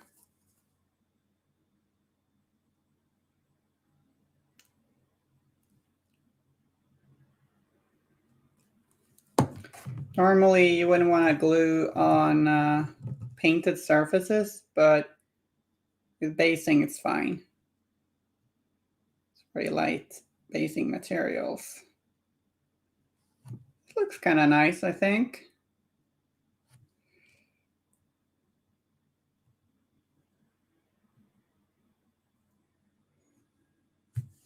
I really like the yellow one. It's pretty moody, but also, well, maybe not moody. It's kind of bright and colorful and happy, but yeah. Maybe we want to try the orange one too. These drop leaves like crazy though. Woo. So you can just get some leaf scatter from it too. Because if you dab a little bit of thin glue, scenery glue, or thin white glue or something into the base, you can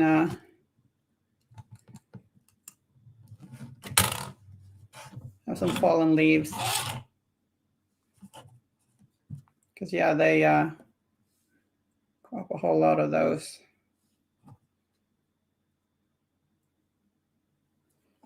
Gonna do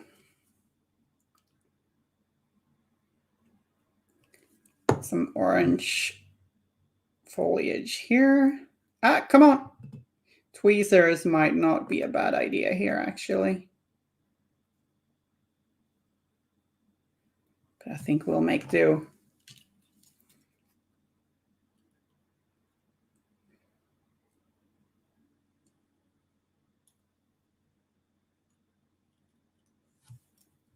That looks good.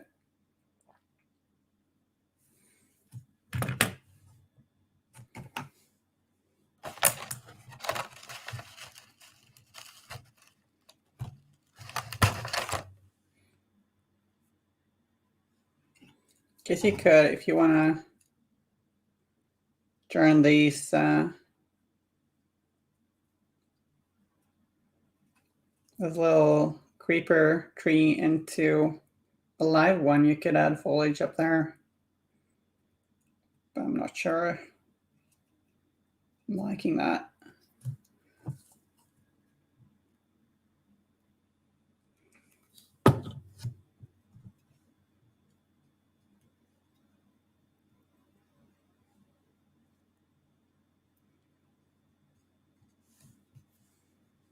Well, doesn't that look nice?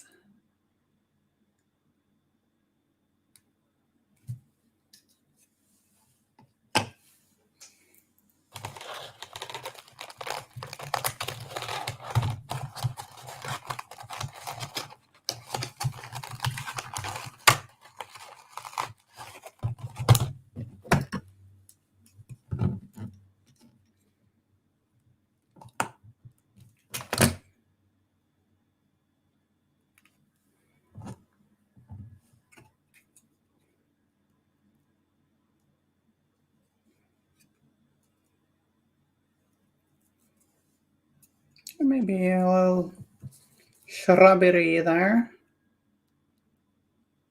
Can almost not say the word shrubbery without thinking of Monty Python, The Search for the Holy Grail.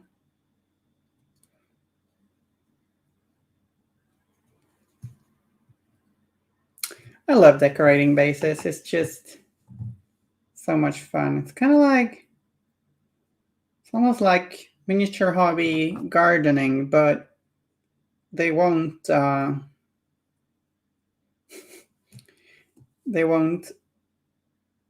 wither and die if you forget to water them.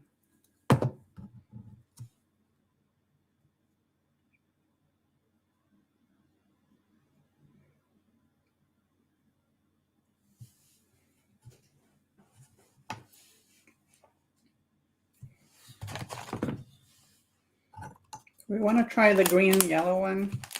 I suppose so.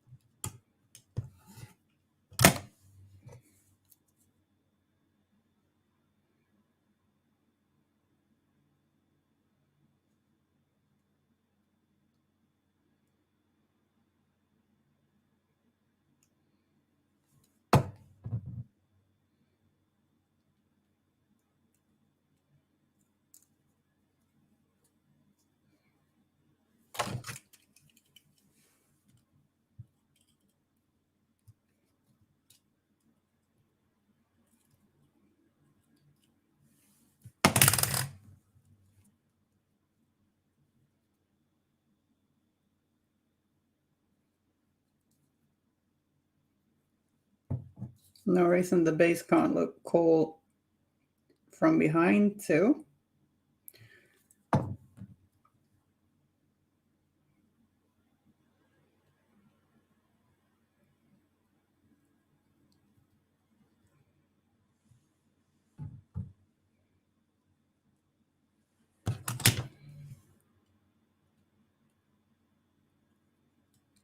And be careful to not get super glue over your carefully painted bases, because that'd be sad.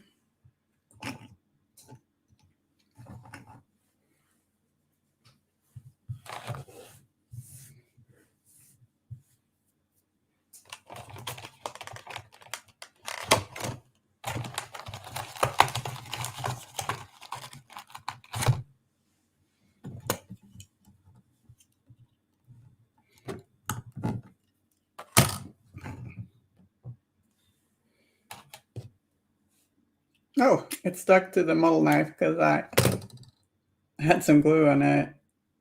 Oopsie.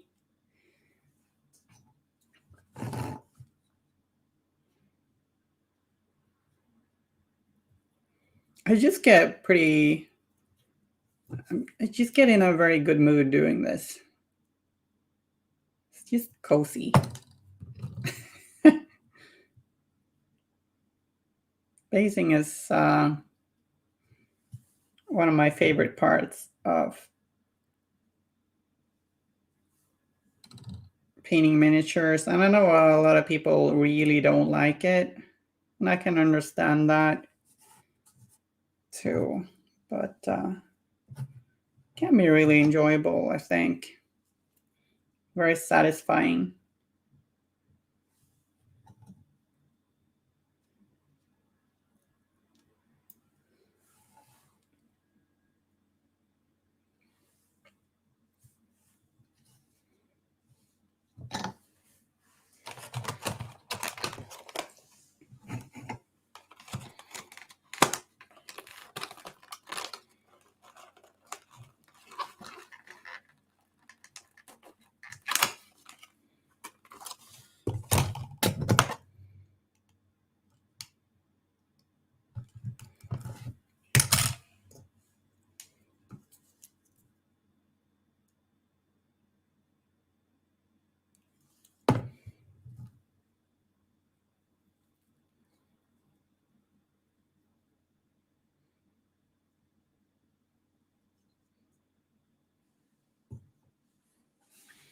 Okay, take care, Viruk. See you later. Thanks for dropping by. You can just see a Molly crew looking awesome with this.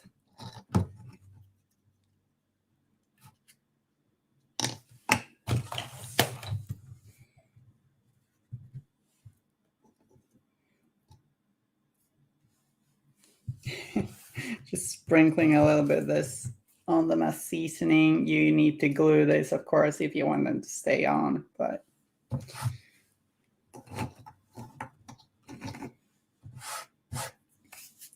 and then of course we want to tidy up the base rims.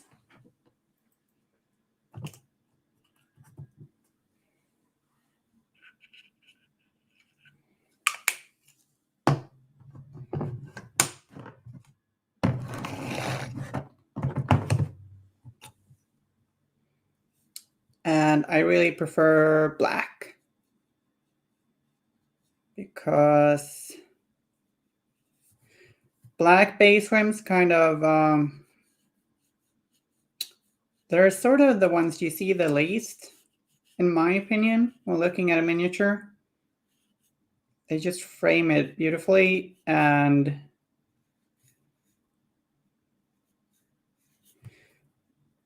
if you got colored bases, if you like that, that's fine.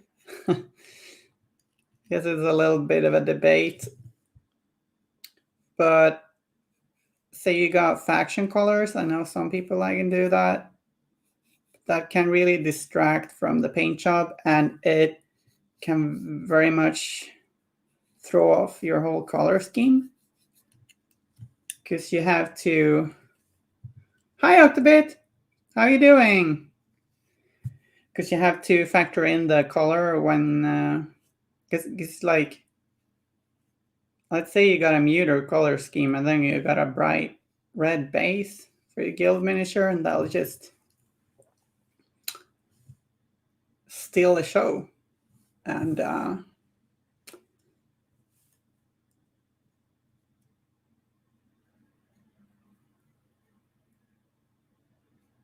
base frame is just part of a whole. You gotta balance all of the colors on the miniature, and the base frame is part of that. Those are my 2 cents on the matter. But I know for some people it's really satisfying to just have their faction color on the base. Might I then suggest to have maybe a muted version of it?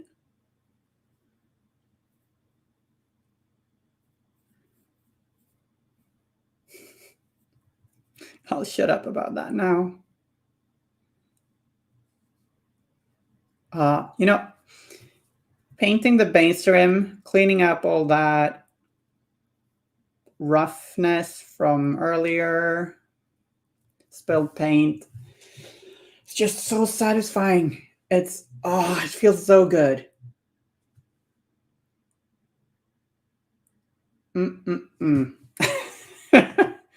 That's kind of like, when you do that, to me, that's saying the miniature is finished. Obviously, we don't even have a miniature on this base now, but yeah.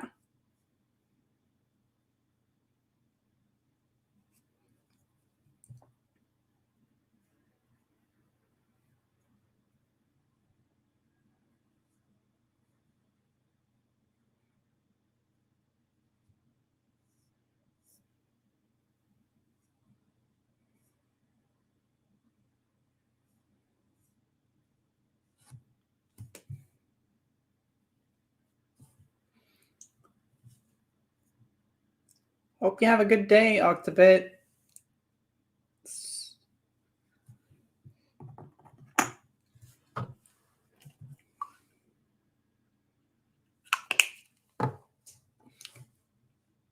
Just having a lot of fun painting and decorating bases.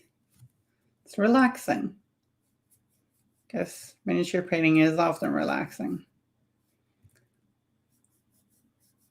But somehow this kind of feels extra so.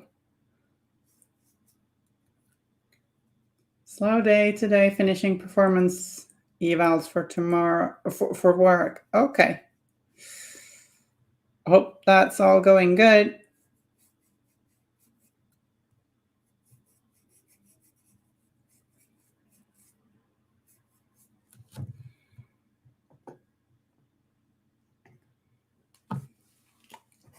I can see that being a little stressful for some, or for a lot of people, maybe.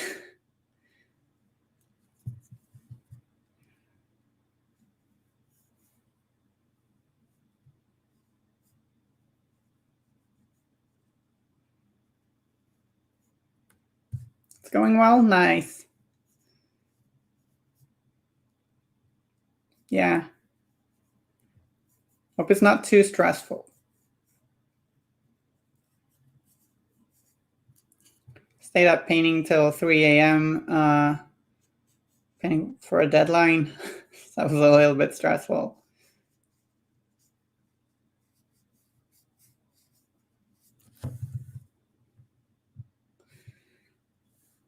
Yeah, I'm really digging these bases.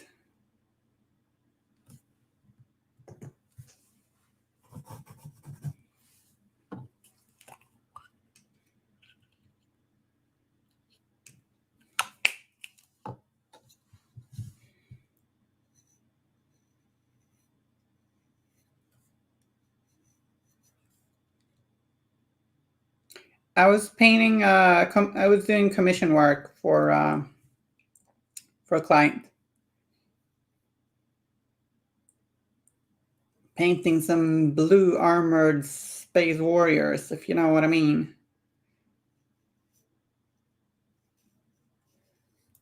And we should get more Malifaux commissions.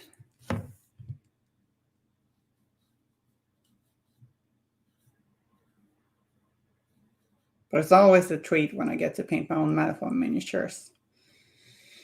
The last stream I painted Nelly for myself, so that was really satisfying.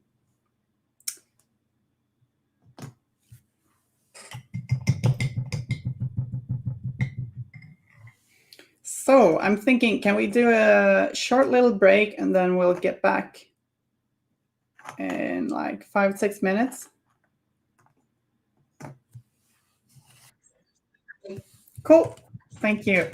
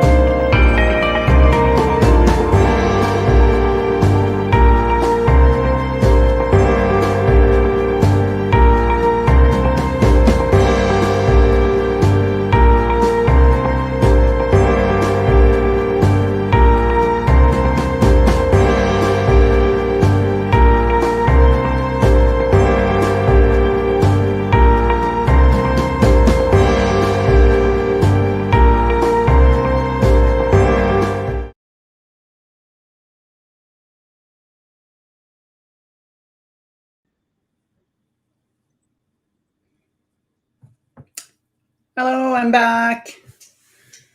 How you doing? I thought I'd show you a little bit of some other basing I've done, and then we'll continue working. So I really like these autumn, if you can't tell, I really like these autumn foliage bases. And this is an Intrepid Emissary I painted for my own crew, for my own Explorers faction. And this miniature, I also used a whole lot of dry brushing and then tinting the rock surfaces in different colors, and then highlighting with edge highlights. That shield, huh? Yeah, I think the shield turned out pretty damn cool. If I say so myself, like you got these, it's a gray stone shield, but you got these cool blue areas, and we got the main in sepia, and I got some red/pink areas too. So like it's kind of a granite shield or something, but there's a whole lot of color in it. Glad you like the stonework, and it's not super difficult to do. Like almost kind of wish I maybe I should paint another one of these. But it was an experiment. Like I hadn't done all that much of it before, and I'll show you the rest of the model, of course. And I've tinted like the shoulder pads. They've got a little bit of pink and blue. Yeah, like the sepias here, they are contrast. They are Agor's Dunes. But the blue areas, yeah, I've used a little bit of like thin down Black Templar, because it's actually very blue black contrast paint. And but you can also use like glaze medium. I've used some glaze medium mixed with the color you want to use. And so I dry brushed the whole model in from black to light gray, and then tinted with washes and contrast and stuff. And then I went back in and did these. What are you doing, kitty? These little sharp, pretty bright highlights along scratches and edges that really make the stone kind of pop.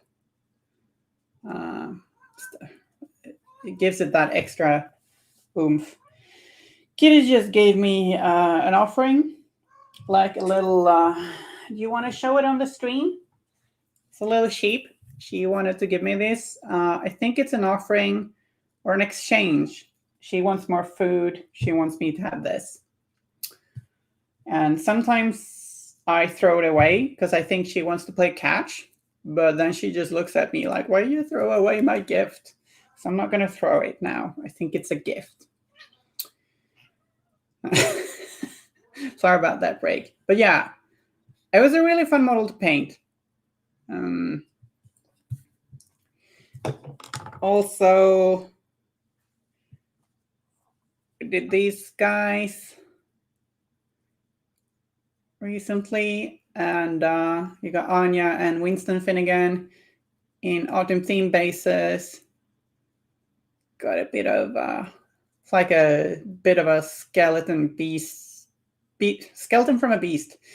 There, I kind of thought that fit with the Malifaux Badlands Explorer thingy vibe.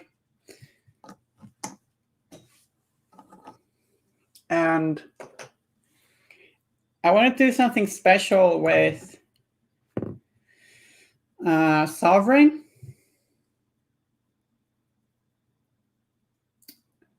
I wanted Sovereign to, because Sovereign's got this thunderbolt smashing down the earth, and I wanted sovereign to be like at the edge of a stream, and I wanted like shock waves. Sovereign's all about shock waves, you know?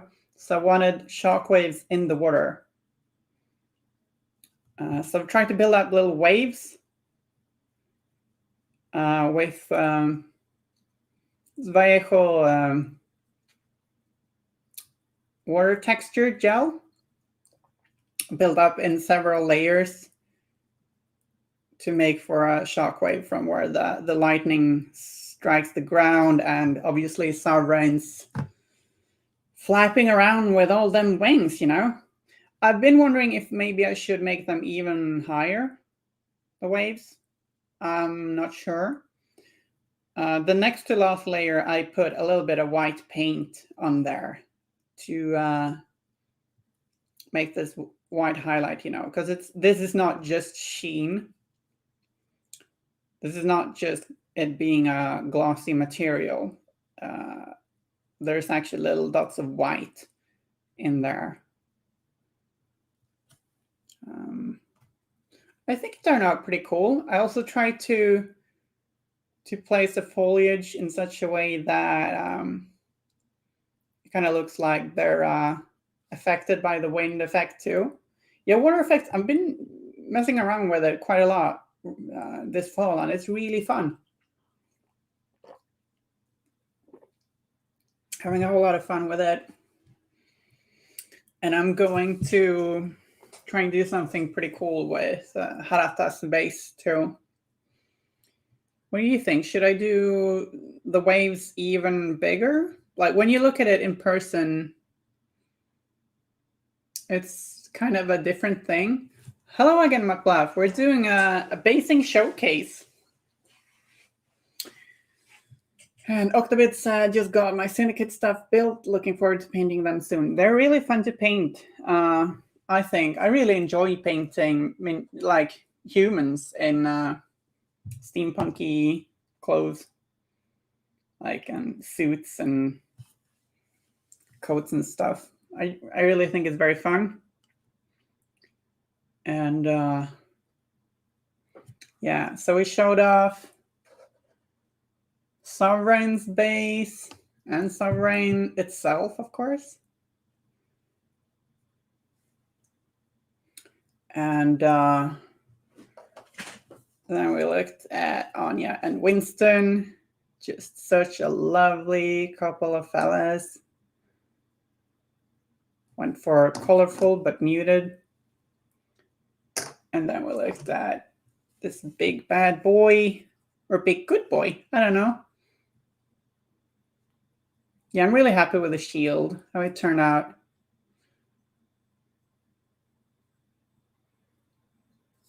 And in the stream, we've dabbled a lot in making stone varied in its finish with different hues. So the paint has dried now on these bases we made. It's just so satisfying. I know I'm not the only one who just loves painting that rim afterwards when everything's done. It just feels like you're like, yeah, this is done. It's almost ritualistic, you know? Just immensely satisfying. So this is the Centerpiece base, the big 50mm base.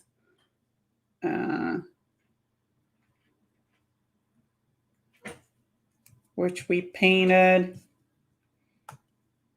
And then we got 5 30mm bases. Let's get these done. Yeah, it does, doesn't it, Octobit? Oh, and earlier you spoke about, yeah, Play Wyrd asked, is anyone else excited about the new puppets on Holiday Waldo? I am, for sure. I really love them. I'm not sure I can afford them. Bought a whole bunch of stuff around Gen Con. Like a whole lot of Explorer stuff and some Gen Con treats. But yeah, they're really cool. I love the Puppet Rider box. And these bases. Yeah, I love these basing kits. Really nice. And the last little base. Could have a miniature standing with 1 foot in this if there's a miniature post that works with that. So we got Harata, and I want to do some cool stuff in this space where there's water effects swirling up around him. You know, like a cool special effects style. I don't know. You probably know what I mean. I think it's going to look really cool if I manage it, but I think I will. And why did I leave all my dry brushes in the water pot? They can't dry them. Now they're just wet brushes. So I thought, why not just continue painting Harata's base? I'm bringing out another dry brush. This one's an Old Faithful. Don't shame me for it. It's very, very worn. Dry brush shaming. It's a big problem in our hobby, you know? Look at that dry brush. That dry brush been around the block, if you know what I mean. Heard that line too many times. Just don't say that kind of stuff. It's not nice.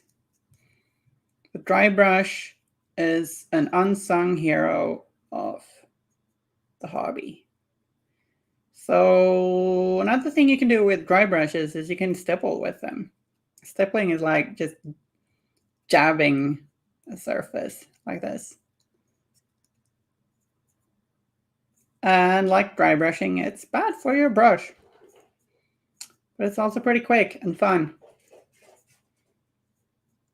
You can make some nice textured effects. You can do some mottled effects, and yeah. Don't know if you can hear it, but my cat's like doing some cardio in the background. So yeah.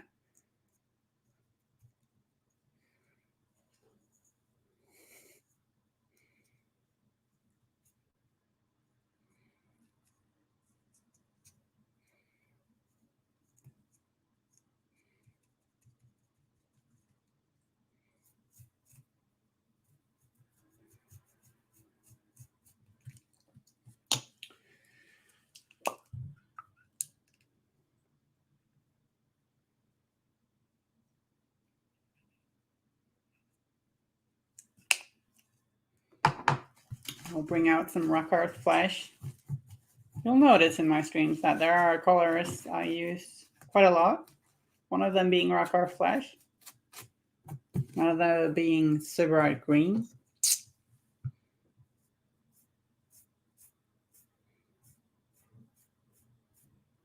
Because I really like teal.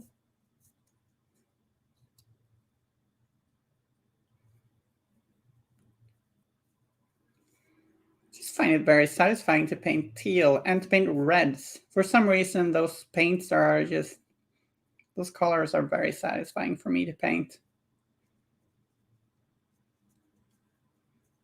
And yellow, I guess, although that can also be a little frustrating.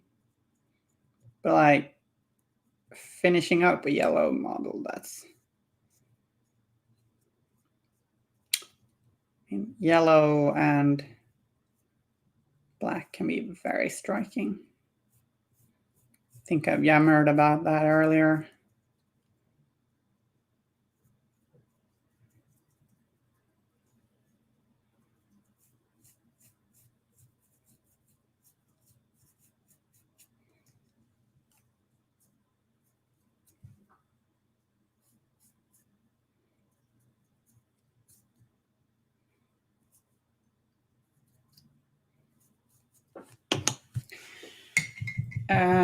Yeah. So next step for this model is gonna be laying down some Wyrd effects like I've got some Vallejo Stillwater, and I've got Vallejo. I could have brought that forward.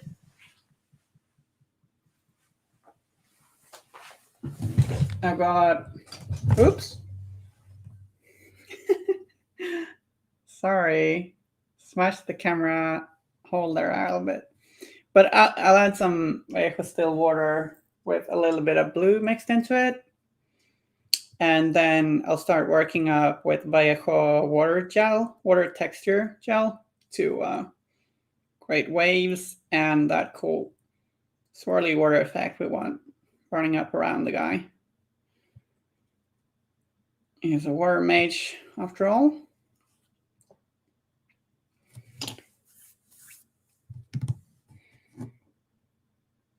Actually, let's build that a little bit brighter.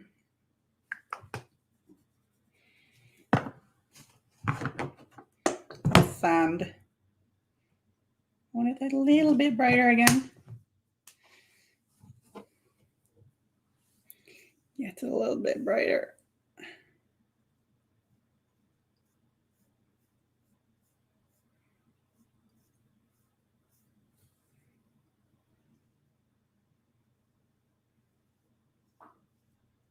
There we go.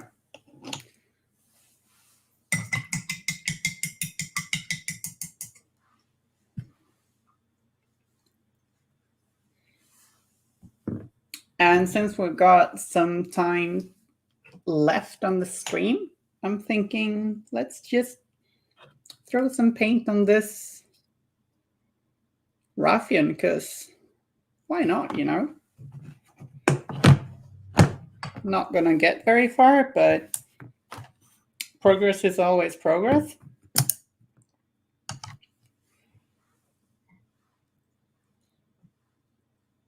So I'm going for a Caucasian skin tone on this guy, and I will be starting off by base coating him in Rosy Shadow.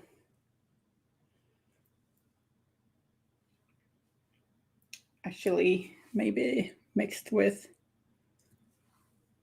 a tiny bit of warm brown. We'll see. I tend to, with Flesh, I tend to always, or usually just paint it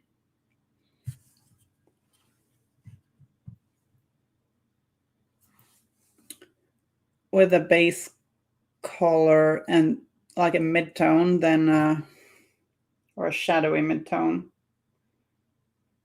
That makes any sense. And then wash it with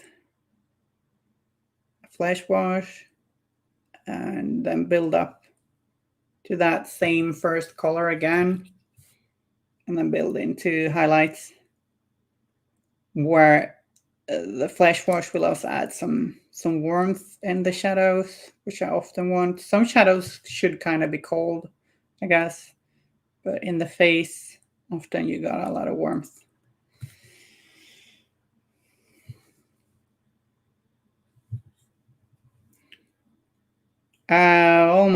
I've been a little tempted to like put a little cap on this guy, paint it green with an L. So we got Pissed Off Luigi. We'll see. I got some silly ideas at times. I mean, he's got the mustache for it.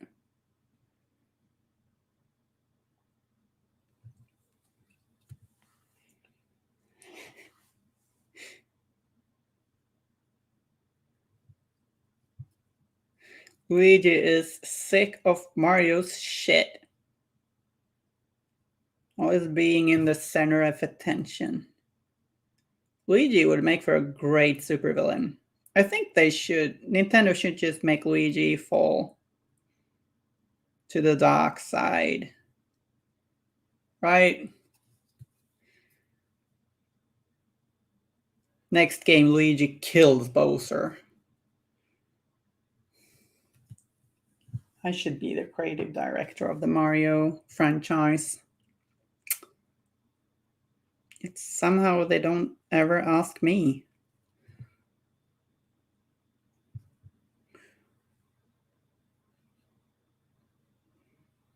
I just painted over the mustache and the bushy eyebrows there.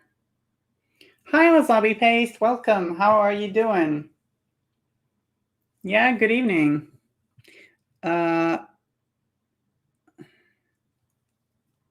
We did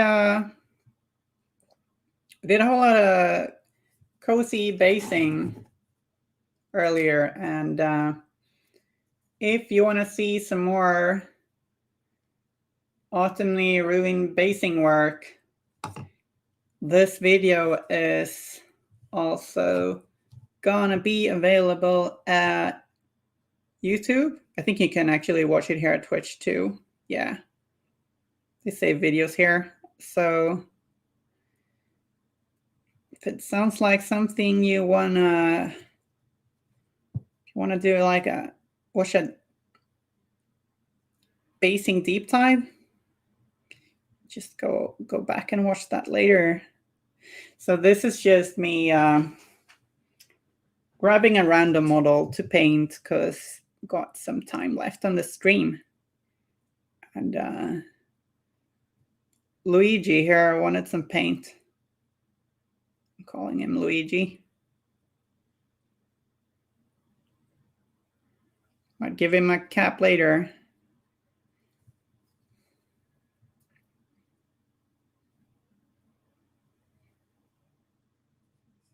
I don't think Ruffians see a lot of play, but their miniatures are really cool.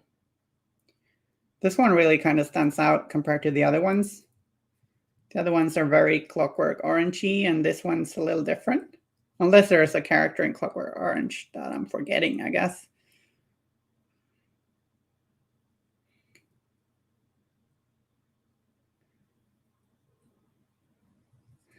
I hope this guy doesn't feel an inferiority complex after the Surveyor models came out.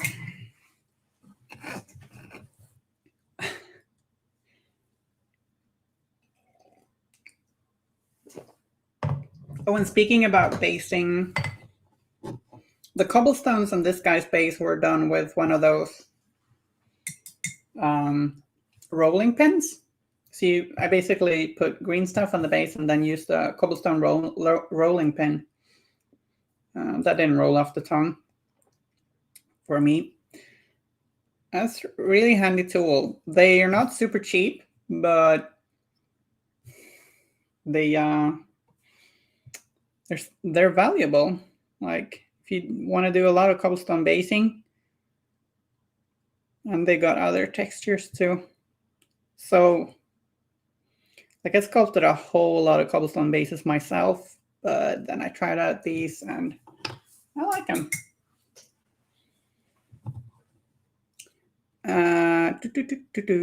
Let's paint the trousers Dryad Bark.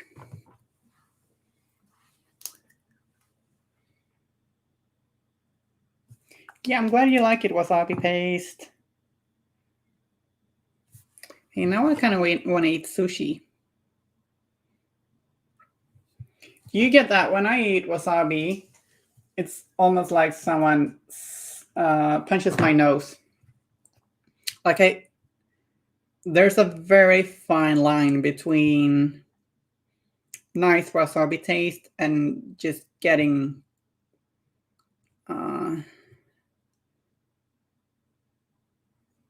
smashed.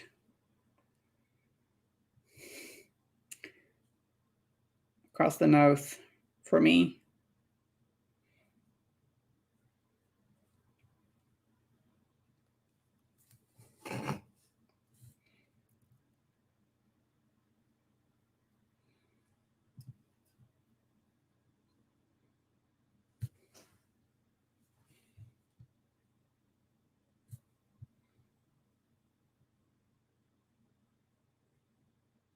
Oh, you used one of the rolling pins for the roads. Nice. Yeah, I think they're really nice.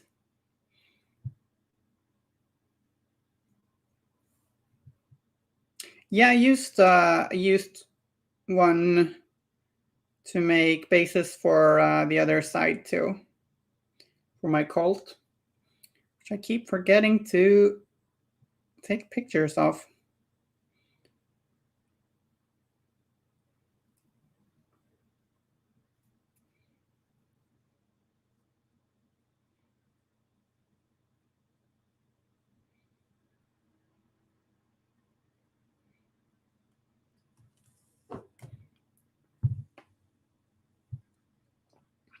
Oil, yeah, that's a good tip.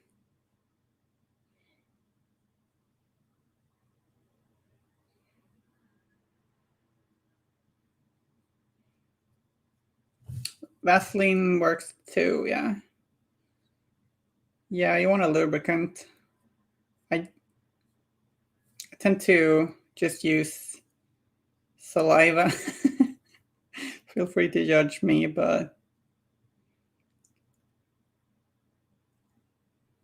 I think oil or Vaseline is probably better.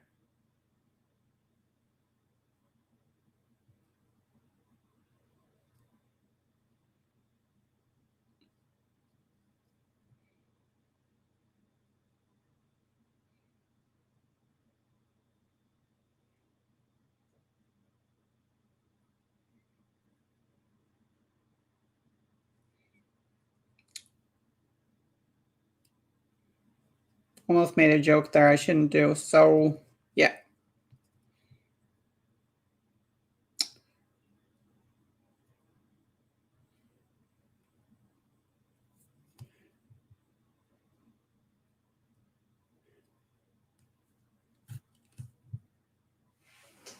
Wait. What? I'm now confused by this guy's clothing. Where does it...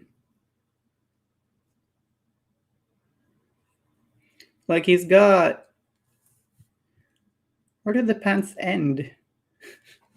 Kimberly says, I think I'm gonna get some of the Baham rug waldos and make them into ornaments for holiday presents. That sounds really sweet. Us mortals have to pay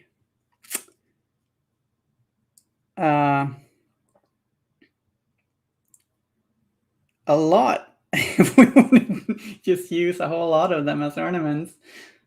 I'm glad you have that option. Nice. The Baham rug model or terrain piece, yeah, it's lovely. Paint me like one of your French imps. Something like that.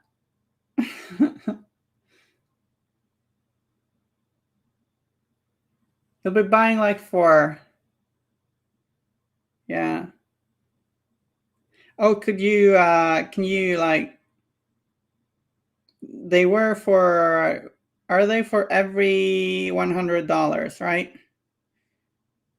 In the store, and you get one. Yeah, Wasabi Paste, there are some really nice models in Nexus. I agree. It's not like, I'm more into some other Explorer stuff, but I can really understand. Oh, they're 25 each. Or free at 100. Yeah, okay. I'm sorry. I thought they were like you could just get one for 100. I mean, one for free per $100, and I thought that seems like it would get very expensive. But I'm sorry, I missed that part about one for 25. It's reasonable. Not saying that getting one for free for buying stuff for 100 is unreasonable. That's really nice too. This is typical of me. I try to, like, I dig myself into little pits and then I try and explain myself out of them. And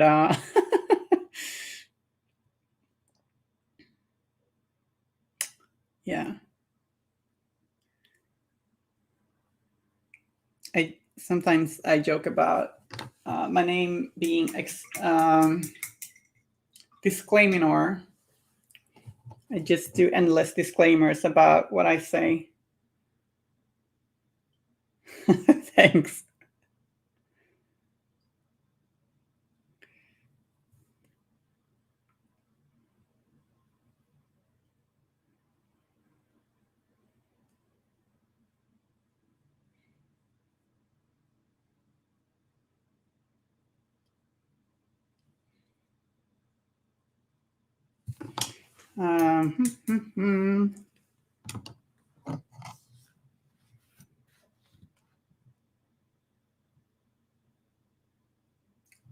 Not going to be very good after you get Nexus. I'm confused.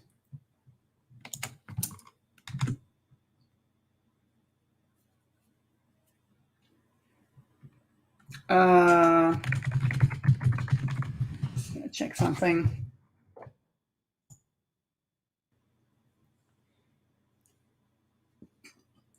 I'm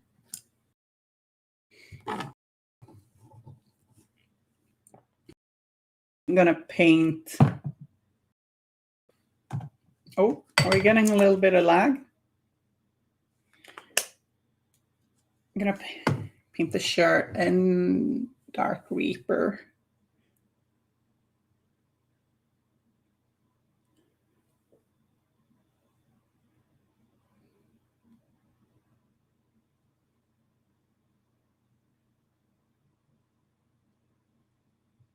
Yeah, the Nautilus. I kind of realized that was probably what you're going for. Nexus is naughty. I'm really scared of Nexus.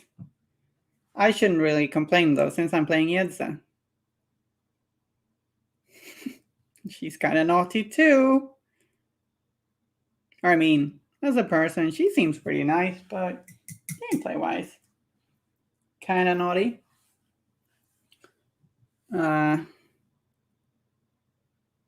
Is there an undershirt there, or I don't know? Gift for being good and then getting Nexus. Yeah, that's like if you're good and then you get Nexus, yeah, that's some negative karma. So you might get even then. Imagine Santa being like, this kid wants Nexus for Christmas. Well, they've been good, but they ask for a gift that makes them bad. What would Santa do in that instance? They are beautiful, yeah. Like my chance, yeah. Like, you should just play or collect whatever you want, you know? And if you're playing at a tournament, there's no reason you shouldn't play Nexus if you want to play Nexus. Or Yedza, or any of the very strong masters.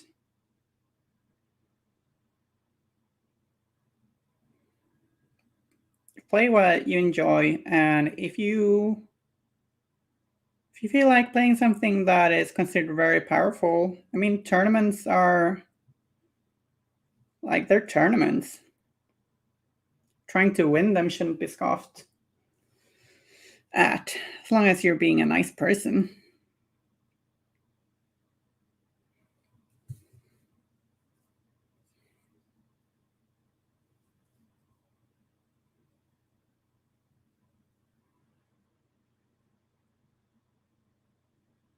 This reminds me of the, was it the Swamp Fiends?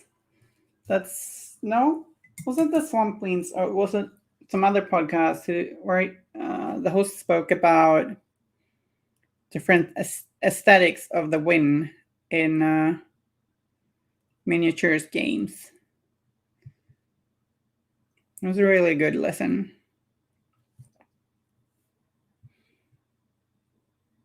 Your heart is with Seamus. Well, I'm sorry. It's not a good place to have your heart, but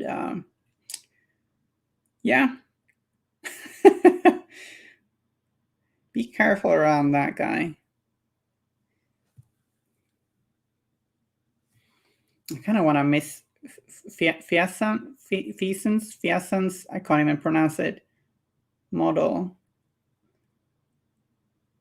we can't have everything.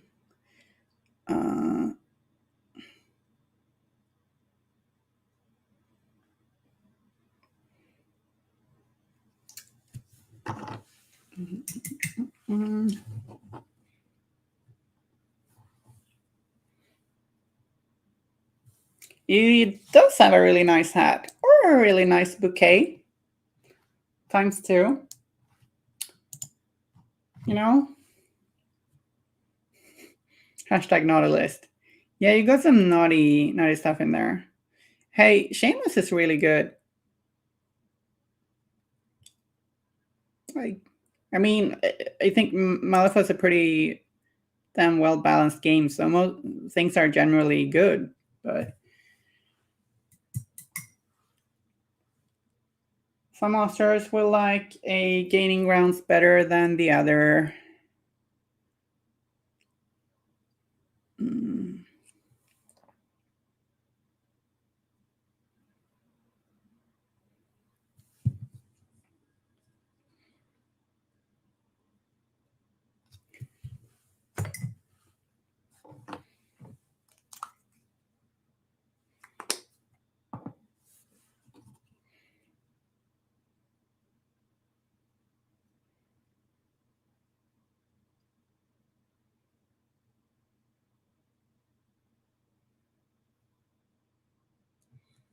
Or if the app's getting updated with the title soon.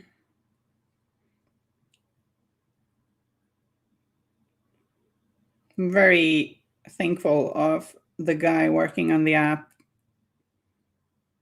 yet I do not recall the name.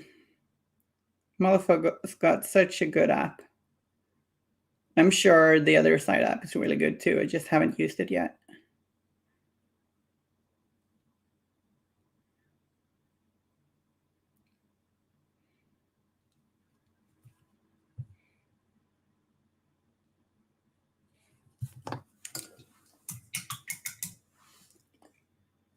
Okay, so I'll put some flesh wash. Just always feels weird saying flesh wash. It's a weird name. On the miniature, and then we'll start to wrap up the show.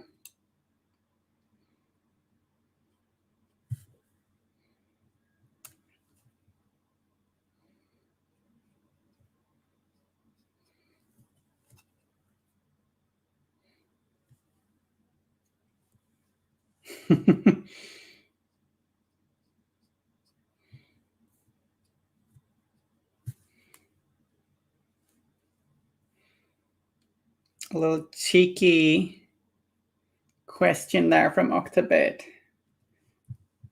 We'll play Wyrd Take the Bait.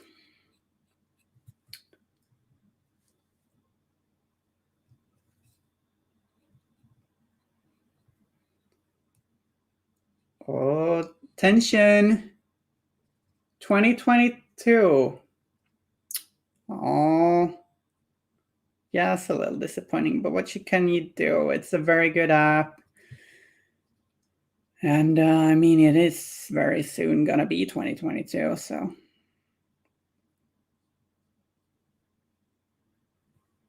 Soon, I'm sure that is uplifting.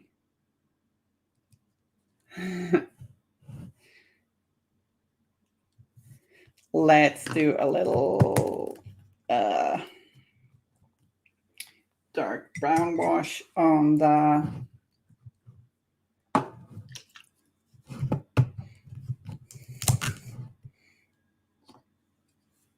dried bark. Hashtag Nautilist. Hashtag Nautilist. Yeah, so I'm pretty sure we've got Nexus on the Nautilist for next errata.